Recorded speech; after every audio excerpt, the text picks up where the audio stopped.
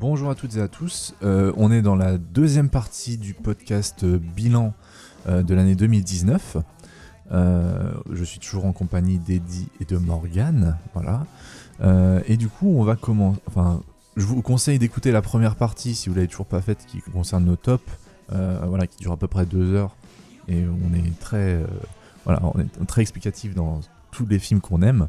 Et maintenant, du coup, on va passer à la première rubrique de ce deuxième partie qui est nos flops 2019. Et là, on va parler des films qu'on n'aime pas. Voilà. Ouais. C'est parti pour le flop. C'est la partie rigolote, quoi. Ouais, c'est ça. Du bilan.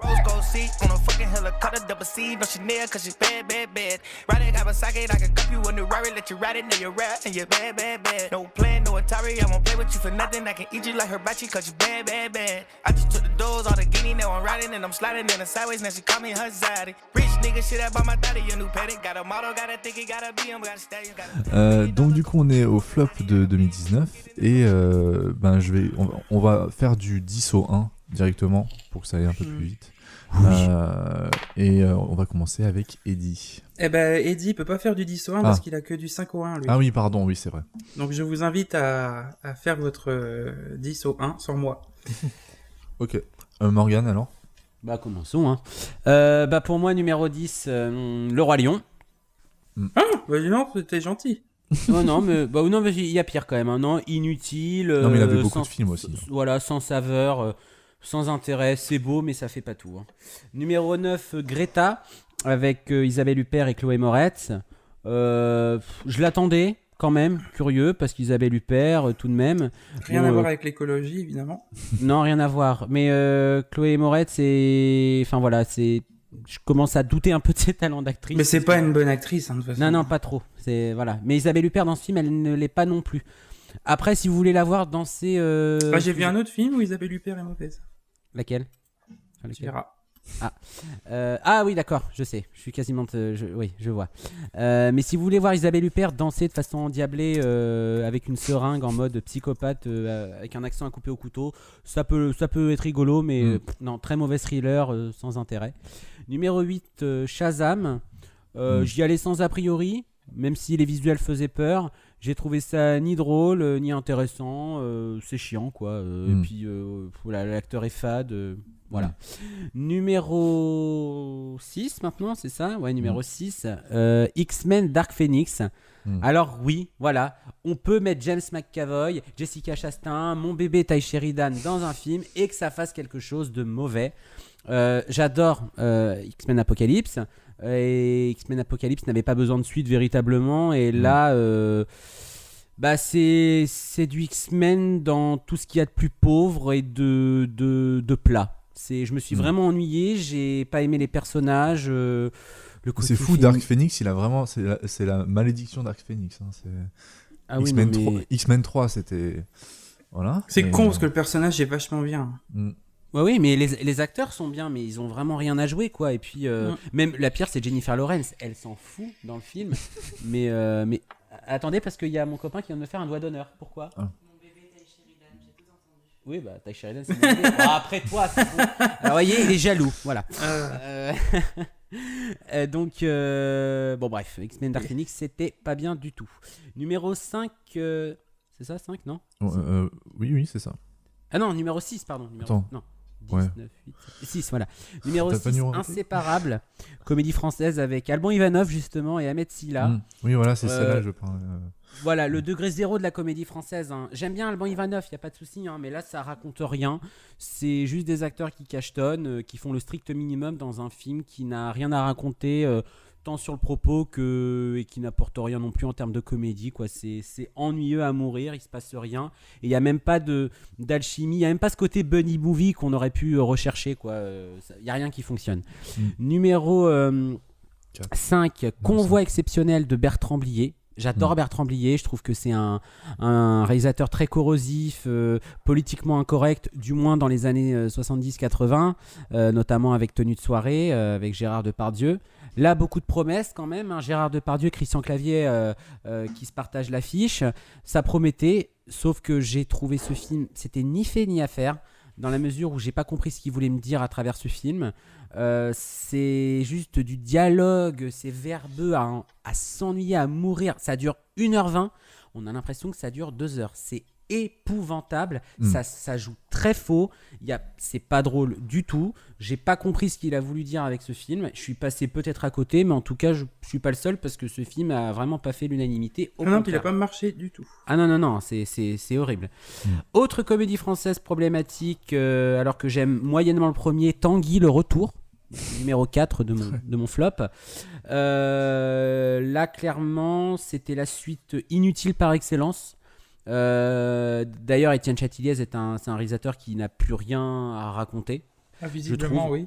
Ah non, mais plus rien. Même avec en repartant avec ce personnage-là qui était un peu son apogée en termes de renommée, parce que Tanguy c'est devenu limite un adjectif maintenant. On dit tu fais ton Tanguy, tout ça. Sauf que avant il arrivait toujours à capter des choses au niveau politique, au niveau social et tout. Là rien. C'est même c'est très sûr limite. qu'on est loin de Tati Daniel, La vie est un long fleuve tranquille, tout ça. Oui. La vie est un long fleuve tranquille, ça aurait pu être un film fait par Bong Joon-ho d'ailleurs, parce que ça parle un petit Effectivement. peu de, voilà. Mais là non, Tanguy, même l'acteur Éric Berger là, il est nul. Enfin, on sent qu'il a rien fait depuis des années quoi, parce que il aurait dû reprendre quelques cours de comédie entre deux, parce que le pauvre quoi. Sabine Azema qui est mais irritante au possible. Dussolier s'en sort plutôt bien, et il y a surtout cette espèce d'humour raciste anti-asiatique, et je pèse mes mots, qui est d'une gênance, mais c'est affolant. C'est vraiment affolant quoi. Et le film n'a pas marché non plus, et c'est mérité. Numéro 3, le retour de tonton Luc Besson au cinéma, qui essaye tant bien que mal on avait oublié lui, c'est vrai. Je l'ai pas oublié, Anna, franchement. D'ailleurs, grande séance avec mon copain, on avait envie de partir. Au bout d'une demi-heure, on était là, mais c'est chiant. On se regardait, c'est moi ou c'est chiant? Non, c'est très chiant. C'est en fait c'est très bessonien finalement, l'héroïne, tout ça, mais sans. C'est pour ça que c'est chiant d'ailleurs. Non, mais avant à la limite ça pouvait passer, mais là le problème c'est que c'est un film qui en termes de narration est bordélique au possible. Il enchaîne les flashbacks, les faux twists, et au bout d'un moment ça prend plus. C'est bourré de clichés. L'actrice qui est pas actrice d'ailleurs, qui est à la base une mannequin suédoise, qu'on me jette dans un feu de cheminée si jamais elle fait carrière. Là, elle est tellement nulle. Alors, elle est belle, effectivement. Elle a ce côté un peu blonde plantureuse, un peu vénéneuse, très sexy, mais elle est nullissime. Vraiment, il y a voilà. Et Hélène Mirren en espèce de mamie du KGB, c'est horrible. Non, mais c'est tous les clichés bessoniens que vous pouvez imaginer, et dans un film qui n'est même pas généreux. Même les séquences d'action sont nulles. Enfin, vraiment, c'est nul. Numéro 2, un film qui m'a énormément énervé, Black Christmas, le remake du remake, parce qu'il y a eu 2 remakes quand même, un en 2006 et celui-là. Ouais. C'est bien ce qui me semblait, oui. Ah non, Black Christmas, Black Christmas, si vous voulez, c'est un peu le papa du slasher. C'est un peu lui qui a fait naître le genre du slasher, ou qui a instauré des codes, quoi. Ouais. Là, en fait, on est dans un film réalisé par une femme, avec des femmes, totalement pour les femmes, à tel point que on va aller vers un propos misandre que je trouve un petit peu dégueulasse, quand même. On est vraiment dans une... Alors, effectivement, c'est peut-être pas bien de dire ça. On pourrait dire, oui, de quoi tu parles, espèce de connard, tu es un mâle blanc. Donc, le film préféré de...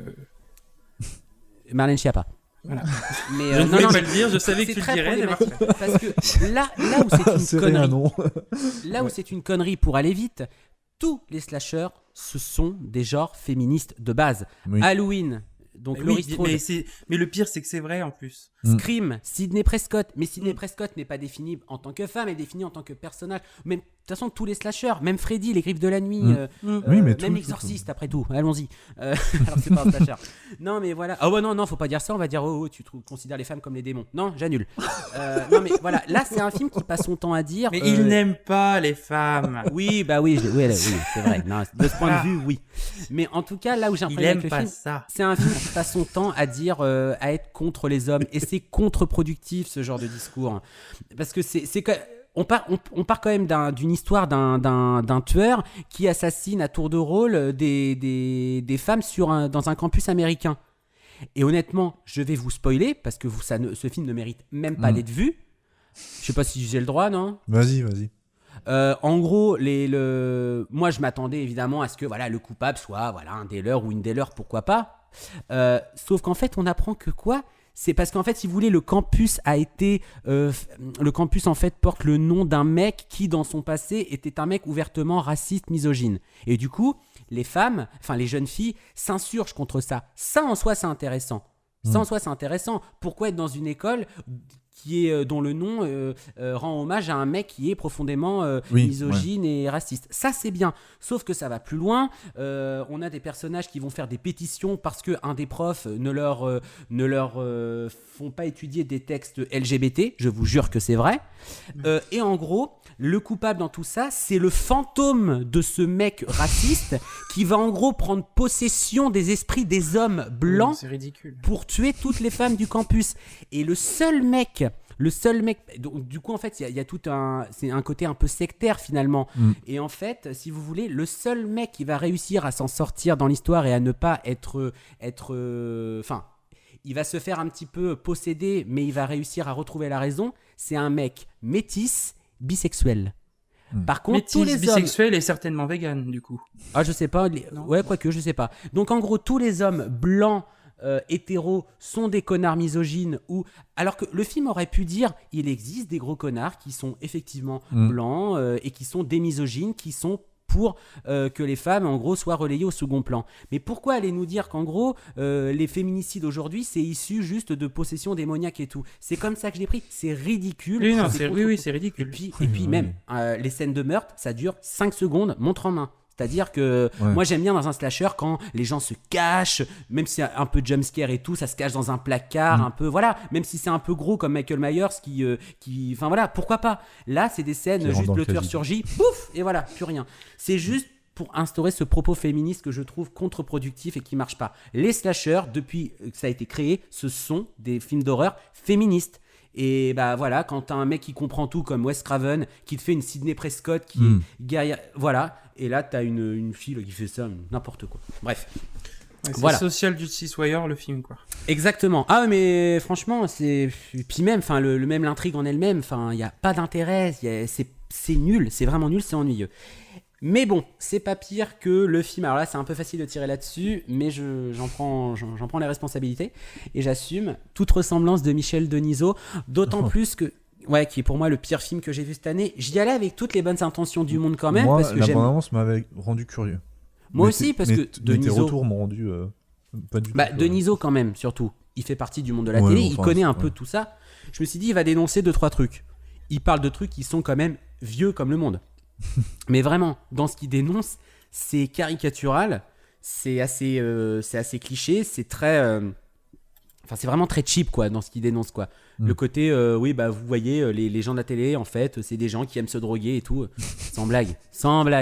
Moi qui suis fan du monde des médias, je préfère largement que vous voyez Late Night avec Emma Thompson, qui en parle avec beaucoup plus de lucidité, que ça qui est un étalage de clichés, de mauvais goût, et tous les acteurs ne sont pas bons. Dubosc, qui peut être bon. Ça peut être un bon acteur, pourquoi pas, mais on n'y croit pas. Je peux absolument pas croire que Dubosc... par exemple. Mais à la limite, il est crédible là-dedans. Mais je peux pas croire que Dubosc soit dans un monde utopique là, un présentateur de journal vedette, la plus grande vedette. Non. Et moi qui suis passionné par les médias, voilà, j'aime bien tout ce qui parle de ça. Je suis même pas qu'au cinéma d'ailleurs en général. Par exemple, j'aime bien TPMP, pas que pour l'émission, mais parce que pour y assister, c'est une grosse machine. C'est un truc de fou. Hein. C'est une organisation, c'est une rigueur, c'est millimétré. Et je me suis dit peut-être que Denisot va parler de tout ça. Pas du tout. Et puis c'est pas drôle. Le seul qui s'en tire bien, c'est Jérôme Commander à la limite. Lui, je l'aime beaucoup. Mais le film... Il est vraiment trop drôle, lui. Il est génial. Mais le film en lui-même n'a rien à dire, quoi. Il aboie, il mord jamais, quoi. Et malheureusement, Denisot n'est pas réalisateur et encore moins directeur d'acteur, quoi. Mais en même temps, ça me fait chier parce que quand il avait été vendre son film, il avait dit en gros, je suis pas un réalisateur, c'est mon premier, sûrement mon dernier film, on verra.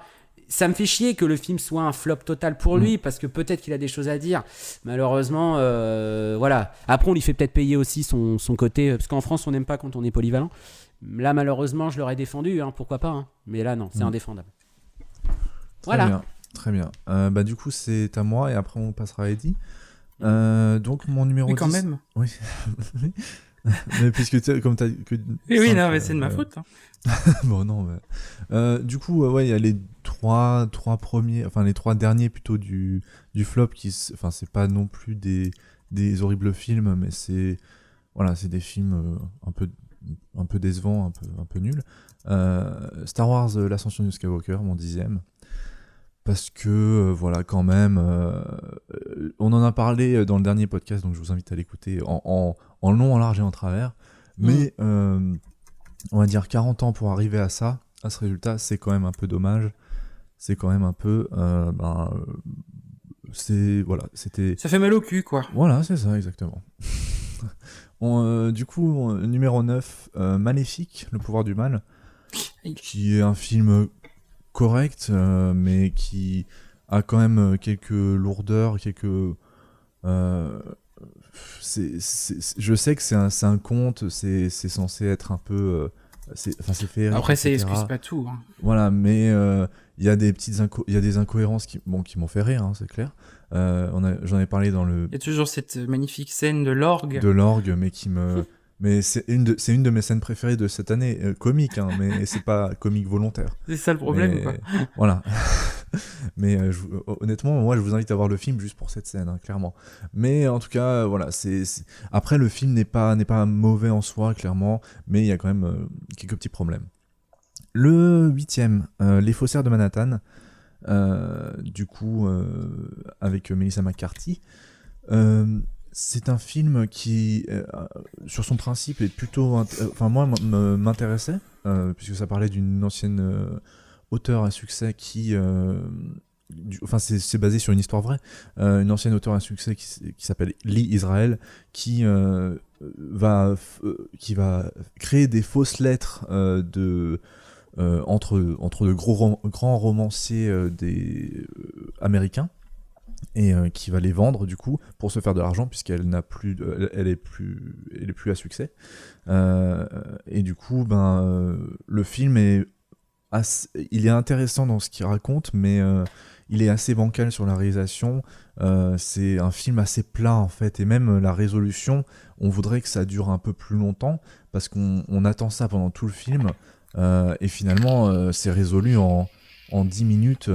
La scène du procès dure même pas 5 minutes, et c'est dommage, parce que ça aurait pu être plus approfondi et du coup être un film plus intéressant. Mais là, ça en reste un film mignon, mais sans plus, quoi, vraiment. Avec quelques petits défauts quand même de rythme qui font pencher la balance. Alors j'en suis au 7e du coup. Pokémon Détective Pikachu. Voilà. Un film mignon, mais vraiment sans plus, avec des blagues un peu potaches qui n'ont pas trop leur place ici. J'ai trouvé, la faute à Ryan Reynolds qui interprète la voix de Détective Pikachu. Un scénario, mais écrit sur un post-it littéralement. Un twist qui se devine au bout de la 20e minute, et encore, je suis gentil. Et voilà, c'est même pas un film... c'est sympathique quand on a connu... quand on aime Pokémon, quand on a grandi avec, parce qu'on voit les Pokémon qu'on aime bien, etc. sur le grand écran, c'est toujours sympa. Mais je leur préfère largement leur version animée à cette version... clairement, c'est du réchauffé déjà de scénario. C'est très paresseux. Et c'est au niveau de la réalisation ou au niveau du scénario, c'est un peu drôle, mais sans plus. Et c'est un peu dommage, quoi. C'est pas un bon film pour les enfants, je trouve, parce que c'est extrêmement paresseux et ça leur raconte rien, quoi. Donc c'est dommage. En 6e, Sibylle, film de... Tu l'as vu aussi ? Non, mais non. on m'en a dissuadé. Ouais, un film de Justine Triet qui était à Cannes, ouais, il me semble. Il était à Cannes, ce film. Ouais. Du coup, avec Virginie Efira dans le rôle principal. C'est un film, tout ce qu'on peut imaginer d'un film cannois, clairement, comme tu le décrivais avant. C'est très prout-prout, très intello. Il y a quelques belles. Enfin, je le sauve pour quelques idées de mise en scène, mais c'est vraiment tout. Je me suis bien emmerdé devant ce film. Il y a beaucoup de scènes qui sont vraiment longues et lourdes et qui ne servent à rien. On sent qu'elle veut aller quelque part, la réalisatrice, mais elle ne fait pas tout jusqu'au bout, et du coup ça reste un film qui essaye des choses, mais qui tente des choses, mais qui ne va pas jusqu'au bout de ses idées, et c'est dommage, quoi, parce que du coup c'est pas intéressant à suivre. Donc voilà, c'est un peu dommage. Il y a quand même quelques acteurs qui cabotinent, par exemple Adèle Exarchopoulos, Exarcho, j'ai toujours un peu de mal, qui cabotine vraiment dans ce rôle de cette actrice en détresse, qui va voir une psy qui est jouée par du coup Virginie Efira. Virginie Efira, ça va encore, mais à un moment elle doit jouer une scène une scène bourrée, et franchement elle en fait des caisses et c'est atroce à voir. Voilà, il y a un petit problème au niveau de la direction des acteurs, je trouve, en plus du fait que ce soit un peu chiant. Donc voilà. En 5ème, The Operative, avec Diane Kruger. C'était nul, ça. Ouais, c'était vraiment pas bien. C'est avec Diane Kruger et Martin Freeman, un film de Yuval Adler. Ça parle c'est un film d'espionnage, un genre de thriller, mais vraiment mal écrit, qui est pas intéressant à suivre, qui est même pas très bien filmé en fait. C'est limite un téléfilm, clairement. Et honnêtement, c'est pas très intéressant. Ouais, c'est pas très intéressant à suivre. Il y a peut-être une scène que je sauve, c'est la scène dans la Jeep, où elle doit se cacher dans une Jeep, que je trouve intéressante visuellement. Mais le reste, voilà. En plus, l'histoire à certains moments, elle est assez incompréhensible. On comprend pas pourquoi. Moi non plus, j'ai rien compris. Ouais, pourquoi elle fait ces choix-là, qu'est-ce qui se passe, qui est un agent double, qui est un agent triple. Enfin, on comprend que dalle à certains moments, et ça rend le film du coup vraiment désagréable à suivre. En plus d'être un mauvais thriller et dans ce qu'il raconte, quoi. Donc c'est dommage, parce que moi j'y partais avec.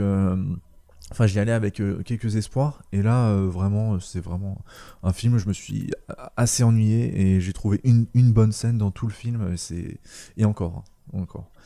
Voilà. Ensuite, je crois qu'on est au 4ème, Le Roi Lion. Voilà, je l'ai mis quand même assez bas, parce que voilà, c'est un mauvais copier-coller, quoi. C'est vraiment... l'ordinateur, il a bugué quand t'as fait CTRL-C, CTRL-V. Enfin, il n'y a rien d'intéressant. La seule chose intéressante, c'est visuellement. Ça, on peut pas lui reprocher que ce soit beau visuellement. Mais pour moi, un film, ça ne sert pas juste à montrer les progrès d'un ordinateur, quoi. C'est censé raconter... pas suffisant. Voilà, c'est pas suffisant, clairement. Ça peut aider quand c'est au service d'une bonne histoire. Mais quand c'est au service... Non, mais c'est le genre de truc... le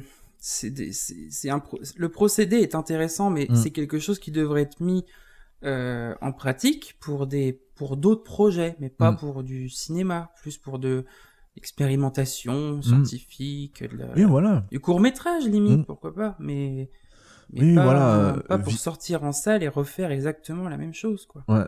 Même si... je pense et en moins bien, en plus.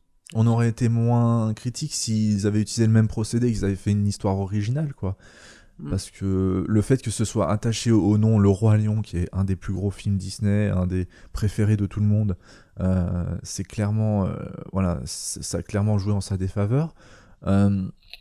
C'est pas du tout crédible. Les lions, les animations faciales, tout ça, ça fonctionne pas.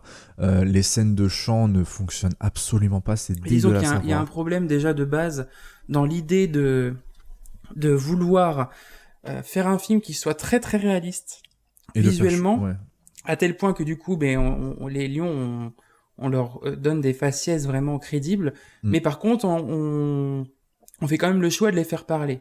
Ouais.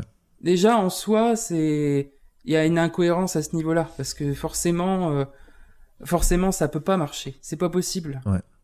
Oui, non, mais c'est clair. La scène rajoutée avec la petite chanson de Beyoncé, là, toute pourrie, qui dure 30 secondes, elle est vraiment naze.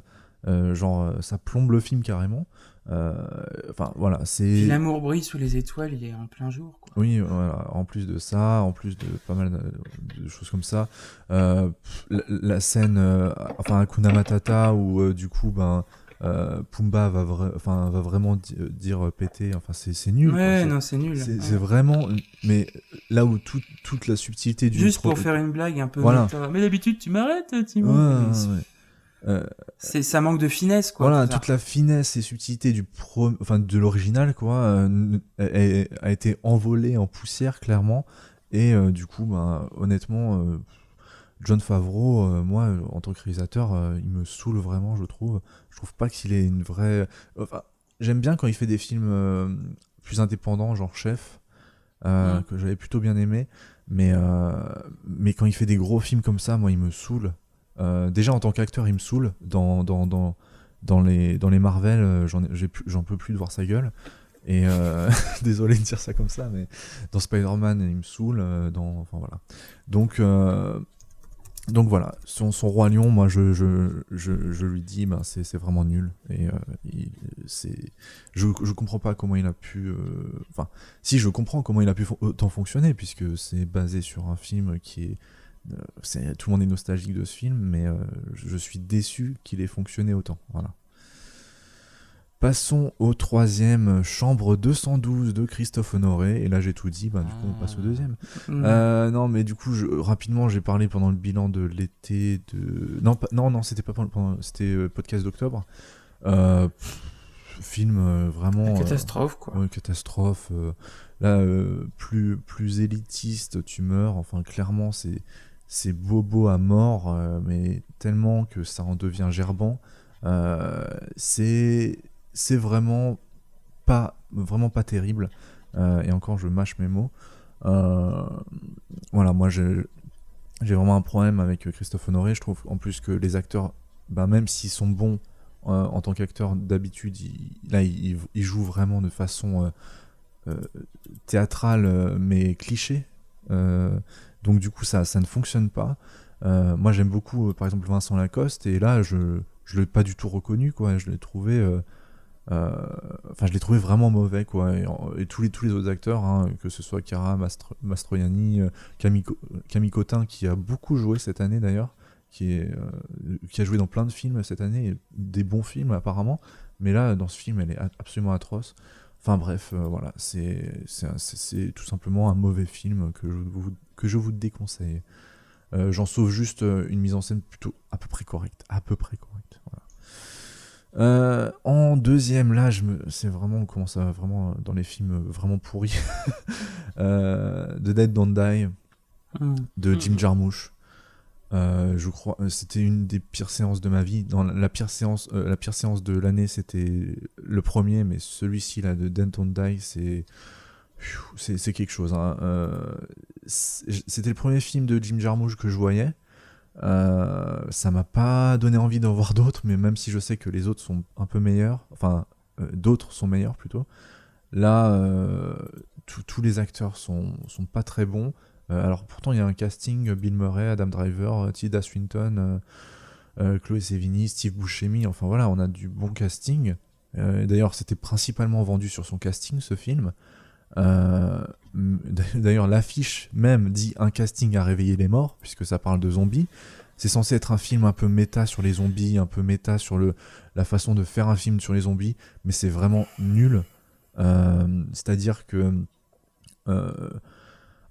au tout début du film, Bill Murray va dire à Adam Driver, donc du coup c'est deux flics, ils vont dire au détour d'une conversation qui paraît normale, t'as pas vu le changement dans le script, etc. Et du coup après il passe à autre chose, et on se dit ok, très bien, et puis et c'est pas abordé jusqu'à quasiment la fin où on dit au fait le réalisateur il t'a dit qu'il fallait faire ça comme ça. En fait c'est un film méta, mais vraiment nul et pas bien écrit, pas bien mis en scène. On s'ennuie, mais à un point, parce qu'on se dit ça peut être intéressant au début, qui joue sur ce point, sur le côté méta, sur le côté faisons un film de zombies, mais là c'est vraiment mal fait, c'est vraiment le concept ne fonctionne pas sous cette forme, Et voilà, ça m'a un peu dégoûté de voir d'autres films de Jim Jarmusch, très honnêtement.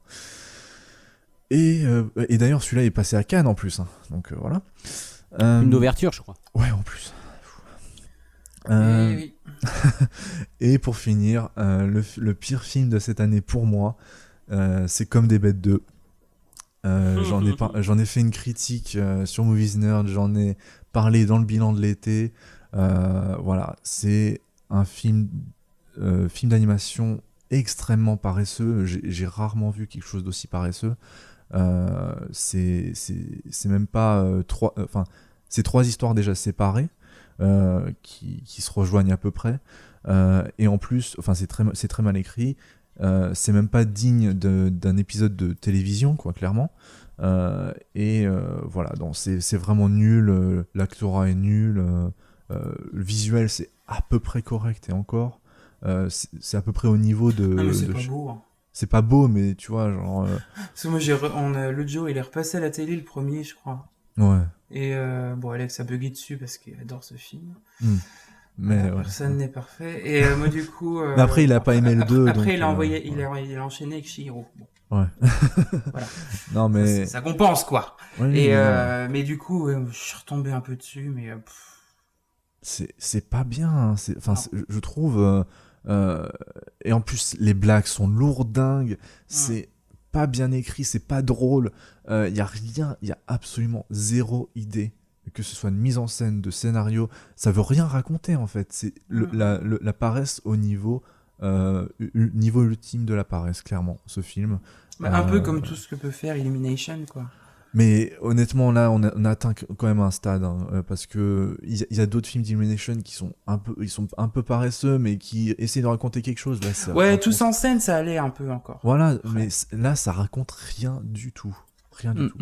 Et c'est nul, clairement. J'aime pas trop dire ça, mais c'est nul, voilà. Voilà.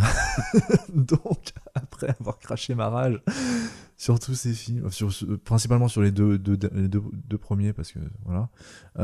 Eddie, du numéro 5 au numéro 1, du coup. Ouais, alors, numéro 5, j'ai mis... alors, en sachant que le 5 et le 4, c'est pas des mauvais films. Enfin, c'est pas ce que je considère comme des mauvais films, c'est des films que j'ai moins aimés, enfin, qui m'ont déçu plus. Par contre, les 3 premiers sont vraiment des films que je n'ai pas aimés. Donc, numéro 5, j'ai mis Ma vie avec John F. Donovan. Bah, voilà, parce que ça m'a déçu. J'en ai parlé dans le podcast. Et en fait, moi, j'ai vraiment ce problème avec le film où moi je pense que Dolan parle trop de lui dans ce film et de son rapport à lui-même, et c'est trop mégalo en fait. J'arrive pas à m'enlever cette idée-là de la tête, et du coup voilà, pour moi c'est décevant parce qu'il aurait pu faire quelque chose de beaucoup plus intéressant. Le numéro 4, c'est mais je crois que je suis le seul en plus à l'avoir vu, Donovan. Moi je l'ai pas vu justement, et non, moi je l'ai vu, moi. Ah oui, mais t'as pas aimé toi du coup. Non, pour les mêmes raisons que toi, et j'ai une allergie à Jacob Tremblay, et la scène devant la télé, c'est pas possible. Mais moi j'aime bien Jacob Tremblay, mais là c'est vrai qu'il est vraiment très mauvais là. Franchement, c'est pas crédible. Je veux bien qu'il parle de fans, mais qui a été comme ça? Mais Dolan dit, mais moi quand j'étais petit, je voyais des trucs à la télé, je réagissais comme ça. Alors et il est pas orphelin, lui. C'est idéalisé, il fait appel à des souvenirs, mais jamais en étant fan. J'ai crié comme ça devant ma télé et tout. Enfin... J'ai un enfant qui me fait ça, je prends rendez-vous, il y a un problème. Hein. Je veux bien qu'on soit exalté, mais là, au bout d'un moment, ça vire à l'hystérie, hein, cette scène. Ah oui, il est hystérique. Et Nathalie Portman, elle est là, c'est bien mon fils, tu hurles. Mais j'aurais peur. C'est horrible. Donc non, c'est vraiment, c'est un peu, il y a un petit peu de ridicule. Je dis pas qu'il y a pas de jolis moments, hein. Il y a des scènes sous la pluie par exemple qui sont très jolies. Tellement Nathalie attendu, Portman, elle est, voilà, il y a des jolies scènes entre elle et son fils quand même malgré tout, mais non, c'est pas, voilà. Après ce que je retire de bien, c'est Kit Harington. Moi je pensais vraiment que c'était un mauvais acteur, et au final, bon, ça va. Il s'en sort pas trop mal, et il est plutôt bon dans le rôle, quoi. Mais bon, c'est pas non plus, c'est pas ouf, quoi. Numéro 4, Ça, chapitre 2. Moi, j'avais bien aimé le premier chapitre. On reste avec Dolan. Oui, en plus, ouais. Oui, voilà, au début, ouais. Et il se fait tuer comme une merde en plus. C'est vrai. Hein. Et moi, j'avais bien aimé le premier. Je trouvais que c'était un joli film sur l'enfance, sur l'adolescence. Enfin, vraiment, c'est plus que au-delà d'une adaptation d'un roman. Je trouve que ça fonctionnait au niveau des personnages et de la cohérence entre eux. Et là, ça ne fonctionne pas vraiment. Et c'est assez décevant parce que, pareil, le film est pas fondamentalement mauvais, mais moi j'ai été déçu parce que j'en attendais beaucoup de cette suite. Et j'étais persuadé que le fait de coupler comme ça les jeunes acteurs avec leur version adulte, qui sont tous campés par des bons acteurs en plus, ça allait vraiment créer quelque chose de fort. Il allait toujours avoir cette réminiscence de l'enfance dans le film. C'est un peu le cas, mais ça fonctionne moins. Et il y a quelque chose qui fonctionne moins dans ce film, qui tend à aller plus vers l'efficacité, mais qui est beaucoup trop long pour ce qu'il est, et qui, pour le coup, qui est beaucoup trop long, même si d'habitude ça ne me gêne pas, mais là ça fonctionne moins. Et finalement, le casting adulte, j'ai été un peu déçu, même Jessica Chastain ou James McAvoy, qui sont pourtant des acteurs que j'apprécie beaucoup.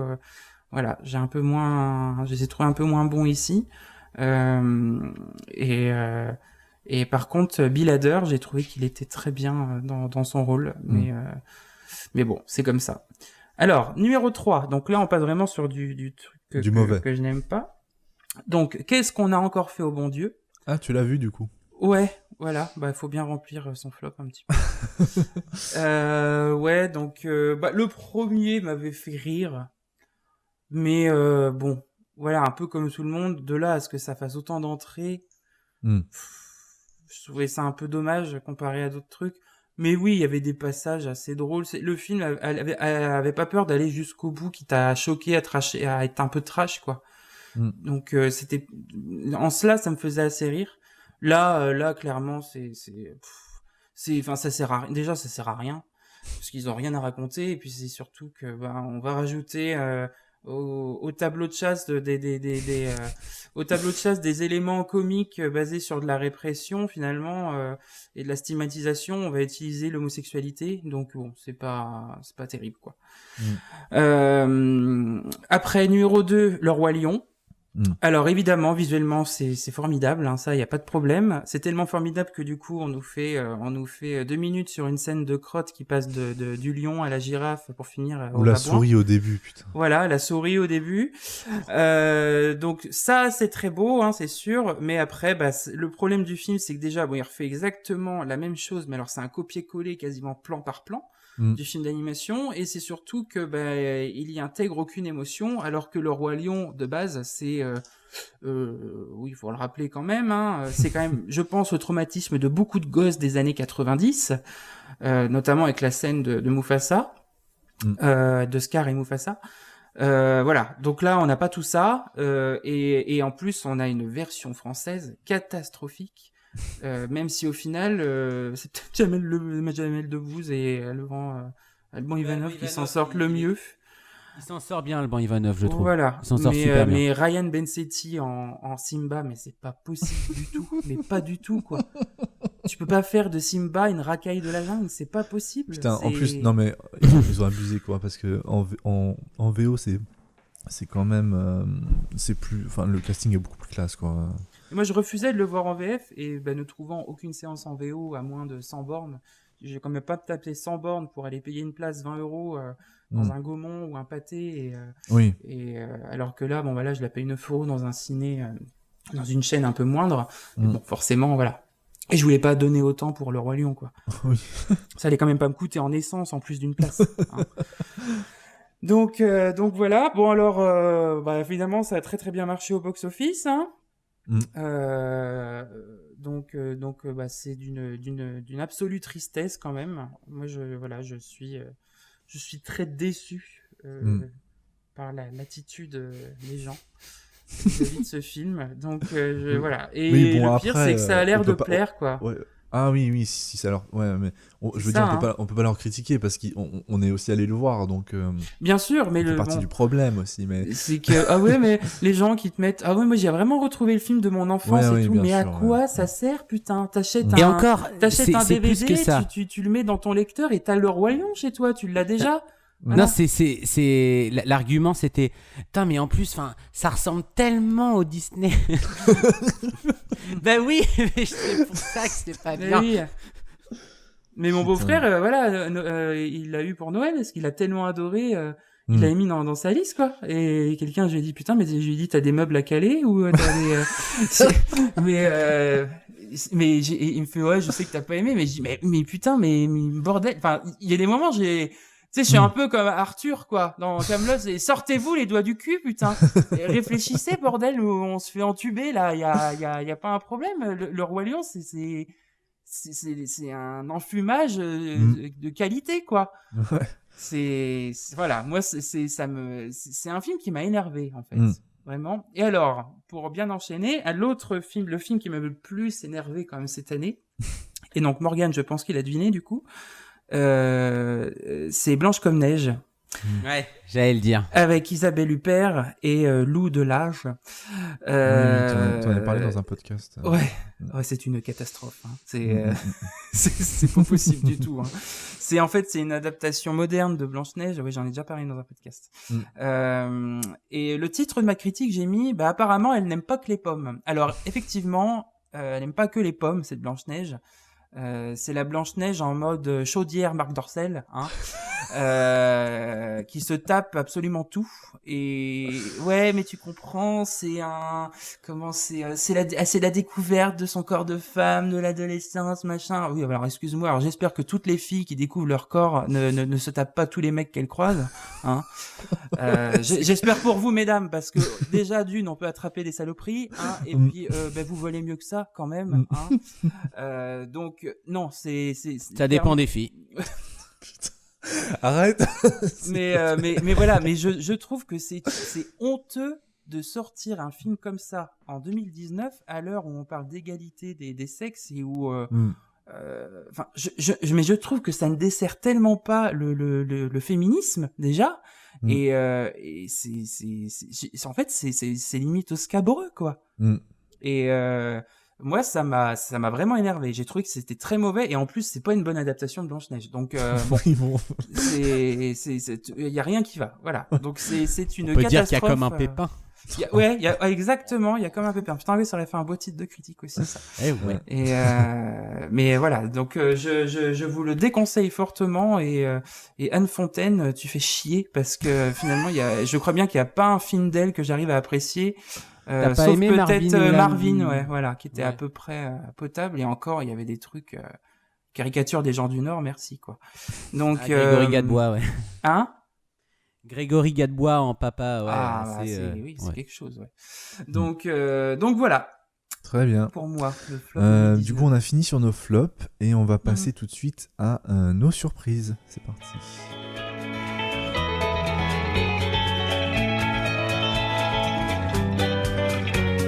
I'm not gonna say, did you ever stop to think along the way? But baby, be prepared to be surprised. Better be prepared to be surprised. Baby, be prepared to be surprised. It's all I know. I'm not gonna stay. Donc on est à la rubrique de nos surprises, il y en a 3 et je vais commencer avec Eddie. Du coup. Alors surprise, il y en a, vous l'avez mis dans vos flops. Enfin, Axel, tu l'as mis dans ton flop. Pour moi, c'est Star Wars épisode 9 quand même. Parce que surprise. C'est surprise tellement c'était à chier. Non, mais non, justement. Mais justement. Mais voilà. Ouais. Mais je vais vous. Non, vas-y. Parce qu'il est également dans les déceptions. Hein. Ouais. En fait, pourquoi je le mets là? Parce que je m'attendais à tellement pire que du coup, j'ai été surpris que ça ne le soit pas. Voilà. C'est principalement pour ça. Okay. C'est surtout que j'avais pas d'autres surprises à mettre en fait, donc il fallait bien que j'en cale. Non mais c'est bien, j'admire.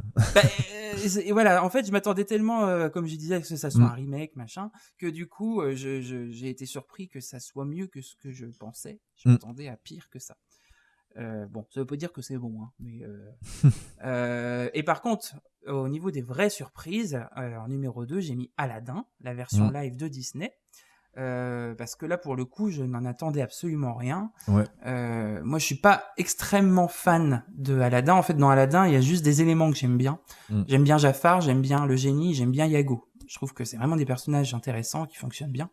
Et là, pour le coup, j'ai bien aimé tous les personnages, alors, sauf Jafar, qui n'a aucun charisme. Mais le film en lui-même m'a agréablement surpris. Je m'attendais à un truc vraiment nul à chier. Surtout en venant de Guy Ritchie, quoi. Voilà, et je m'attendais à détester notamment Will Smith en génie. En fait, il se révèle très très bien en génie.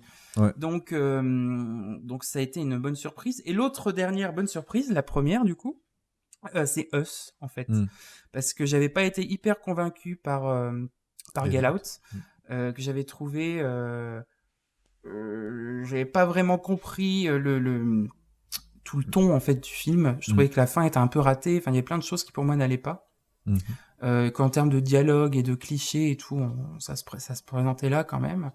Là, j'ai trouvé qu'il était plus dans la subtilité, plus dans enfin, je sais pas, j'ai trouvé le postulat plus intéressant aussi, et plus percutant, en fait. Le fait que ça soit plus universel, je pense que c'est ce qui m'a permis de mieux saisir les vraies idées aussi de Jordan Peele, de ce qu'il veut bien raconter, en fait, dans son film. Je pense que les niveaux de lecture sont plus intéressants, en fait. Ok, voilà. Très bien. Morgane ? Oui, alors, première surprise, donc les gilets jaunes. Non, je déconne. Non, première surprise, ça. Eddie en a parlé, c'est Aladdin. Alors Aladdin, en plus de ça, rapport très particulier parce que je l'ai vu au cinéma, j'avais détesté. Oui, en et plus, en fait, c'est vrai. Ouais. C'est ça qui est surprenant quand même. Et toi, mais en même temps, toi, t'es champion pour ça, hein, Morgane. Ouais, mais non, parce que détester y a des films, un film sais pour finalement le.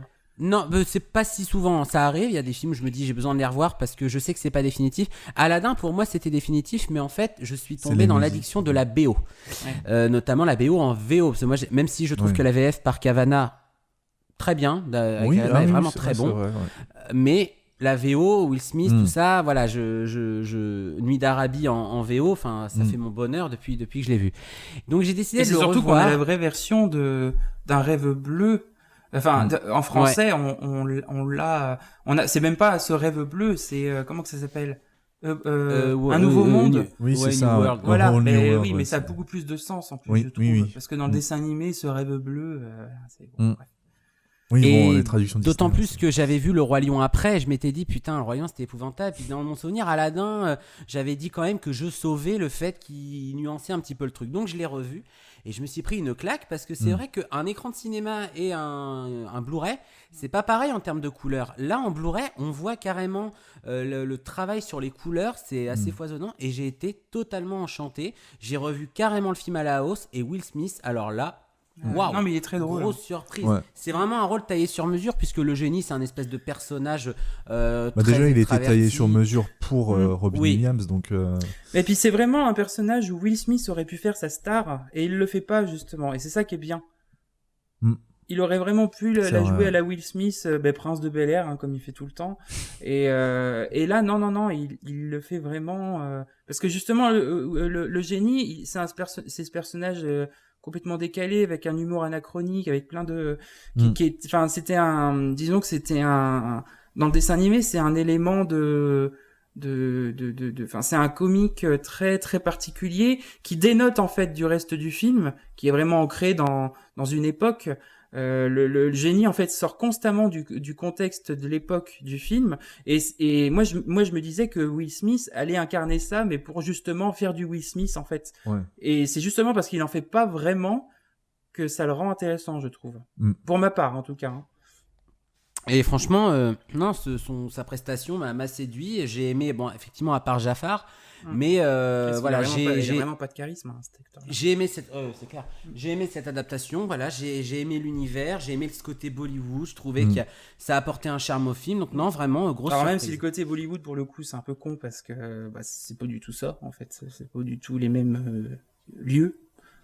Oui. Non, mais bon, ça. Quand même, enfin ça reste une démarche et voilà. Mais c'est vrai qu'en termes de costumes et tout, le film est très agréable à suivre. Et ça pique pas les yeux non plus. Non. Même le tigre, tout ça. Non, c'est vrai. Et moi je l'ai vu en VF et je crois que je l'ai vu en VF international du coup. Et il y avait un running gag de la compote, mais j'étais mort de rire en fait. Je sais pas si vous avez vu ça ou mais il y avait un running gag de la compote, en gros dans les offrandes qu'il fait en arrivant à Agrabah sous les traits du prince Ali. D'accord. Le génie. Attends, propose ça me dit vaguement quelque chose. Et du coup, t'as Yago après qui arrête pas de répéter compote. Oui, ça me fait trop. Moi, ça me faisait rire. Donc forcément, pendant une semaine semaine à la maison, Alex a eu droit à compote. Tu veux quoi en dessert? Tu veux une compote? Le gros lourd de base. Ah là là. Ouais. Oui, bah oui, nos partenaires de vie souffrent quand même, parce que on va leur créer une petite cellule psychologique. Oui, bah c'est clair. Non, ils doivent souffrir pas mal. Bah moi aussi, moi par rapport à la BO, c'est vrai que je chante la BO sous la douche, mais oh là là, mon Dieu, Prince Ali. Et j'aime tellement la version du film, je préfère même en termes de musique, enfin d'instruments, je préfère carrément la version du film. Je sais pas, je trouve que les musiques ont bien été reprises et tout, pas tant sur le plan vocal, mais sur le plan instrumental, pardon. Deuxième surprise, Edmond. Qui est sorti en janvier. Je voulais pas le voir, même la bande-annonce, ça me plaisait pas, c'était pas mon truc. Si Arnaud de Bergerac, c'est pas. Oui, ok, ça fait partie du patrimoine, mais. Et finalement, j'ai été cueilli par le rythme. C'est un film qui est extrêmement généreux, qui est vraiment pour tout public. C'est très ludique, il y a un brin de folie, beaucoup d'humour, avec un souffle très cinématographique. Et à la fin, ce jeu entre le décor théâtral et le décor réel, enfin il y a une mise en scène qui est vraiment très très très très très bien pensée, et je trouve que c'était un film épatant. Vraiment, on l'a pas vu venir, mais il revient dans pas mal de tops d'ailleurs, ou alors dans les mentions honorables, et il aurait pu y être parce que c'est vraiment un très bon film, et il faudrait que je le revoie un de ces jours. Mais ma plus grosse surprise, alors là dans le genre j'y suis allé avec tous les a priori du monde parce que c'est une suite et j'ai détesté le premier, c'est Nous finirons ensemble de Guillaume Canet. Parce que, et en plus j'ai les petits mouchoirs, je l'ai revu après Nous finirons ensemble quand le coffret est sorti. J'ai acheté les deux en Blu-ray là, enfin le coffret avec les deux. Et les petits mouchoirs, ça passe pas quoi. J'y arrive toujours pas avec ce film. Je n'aime pas ce film, j'aime pas ces personnages, mais j'ai aimé ce qu'ils sont devenus dans Nous finirons ensemble, parce que finalement Nous finirons ensemble, ça, qu'est-ce que ça dit? Pourtant c'est exactement la même chose, ça reste un film de potes quoi. Ça reste un film de potes, mais en fait la bande de potes est la même, mais leur caractère totalement différents parce qu'ils ont eu leur vécu, et en fait là où ils nous semblaient immatures, irresponsables dans le premier, bah ils ont mûri, les trains de vie, les chemins de vie différents que tout le monde a pris ont fait que certains ont changé, certains ne sont plus du tout pareils, donc du coup je les aime avec ce qu'ils sont devenus, comme nous finalement il y a 10 ans j'étais pas pareil, enfin j'étais pas comme ça, comme mes amis, et j'ai aimé ça, j'ai été ému dès la première scène où François Cluzet se met à pleurer parce que dans l'histoire le personnage de Cluzet c'était une bande soudée, bah là dans 10 ans plus tard, bah qu'est-ce qui se passe, bah ils lui ont tous tourné le dos, c'est devenu un vieux con, il le joue très bien d'ailleurs, et il se met à pleurer devant eux, c'est absolument sublime. Je trouve que juste dans le traitement psychologique, je trouve que Canet a vraiment tapé fort et m'a surpris à tous les niveaux, et même tout ce qui est péripéties à côté, je trouve que ça marche. Le film il dure 2h20 mais ça passe tout seul. Non, vraiment grosse surprise et un des meilleurs films français que j'ai vu cette année quoi. Je sais pas s'il a autant marché, je crois pas. En tout cas, elle a moins fait de bruit, oui, c'est clair, mais j'ai été épaté. Hein. C'était grosse surprise. Je m'attendais pas à sortir de là en me disant gros coup de cœur. Très bien. Du coup, moi, mon troisième en surprise, c'est Green Book sur les routes du Sud, un film que j'ai beaucoup aimé. C'est vrai. J'y allais en tout début d'année. J'étais allé le voir et j'y étais allé sans rien savoir à part qu'il avait reçu l'Oscar. Enfin, j'y allais, voilà. Et du coup, grosse surprise parce que je m'attendais vraiment pas à avoir un aussi gros coup de cœur pour un film, pour un tel film. Et du coup, voilà, j'ai passé un excellent moment en salle et je vous le conseille encore. Et je pense que si on avait fait un top 15, il y serait, quoi. Voilà. C'est juste pour le citer. En deuxième place, Aladdin, on en a déjà parlé. Du coup, j'y allais vraiment à reculons aussi. Pas mal d'a priori. Principalement par le fait que ce soit réalisé par Guy Ritchie, mais du coup voilà, j'ai beaucoup aimé la façon dont le film se déroule, dont il emprunte au film d'animation tout en évoluant et en rapportant des nouvelles choses. J'aime beaucoup Jasmine, déjà, l'actrice Naomi Scott. Et en plus, j'aime beaucoup la chanson de Jasmine, une nouvelle chanson du coup, qui est très très forte de sens et qui fonctionne très bien dans le film justement. Parce que je trouve que Jasmine dans le film d'animation manquait un peu de substance et là on en a rajouté juste ce qu'il fallait pour en faire un personnage vraiment intéressant, tout en laissant la place bien sûr aux autres personnages, laissant la même place aux autres personnages, voilà. Donc et Will Smith, voilà, vraiment très très bon en génie. Même le Aladdin du coup, Mena Massoud, c'est pas le meilleur acteur du monde, mais il fait, je trouve que le rôle lui convient bien et il est attachant en fait. Voilà. En première place du coup, puisque je l'ai pas cité dans mon top et vous l'avez cité tous les deux, mais du coup Dumbo, parce que moi j'y allais encore plus, non pas encore plus à reculons, mais clairement ça a été une encore plus grosse surprise puisque c'était le film qui est sorti en premier du coup, puisque Aladdin est sorti après, et du coup les films live Disney, moi j'y allais toujours à reculons, et Dumbo m'a vraiment fait changer d'avis parce que je me disais, j'ai enfin vu un film live qui raconte quelque chose et qui qui a un autre propos que juste faire le film d'animation en live action. Le fait que Tim Burton soit dessus m'intéressait aussi. Le fait que Dumbo reste toujours le film d'animation du coup, un de mes films de Disney préférés. C'est pas mon préféré, hein, mais je trouve que visuellement, l'histoire et tout ça me déchire le cœur à chaque fois que je le vois. Et du coup, je trouve que là, Tim Burton a rajouté tout ce qu'il fallait, a su extraire ce qui faisait tout le sel du film d'animation pour en faire quelque chose de vraiment, vraiment bien en film live. Et voilà, il est très touchant ce film. Il fonctionne très très bien. Voilà, on a fini du coup avec les surprises et on va passer tout de suite à nos déceptions.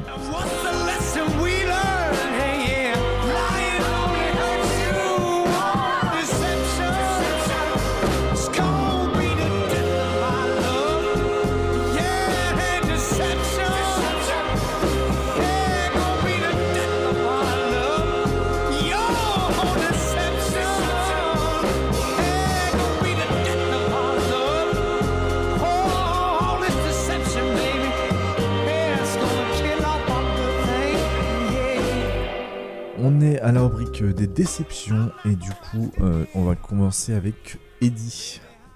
Comme je l'ai dit, il y a Star Wars 9. Ouais.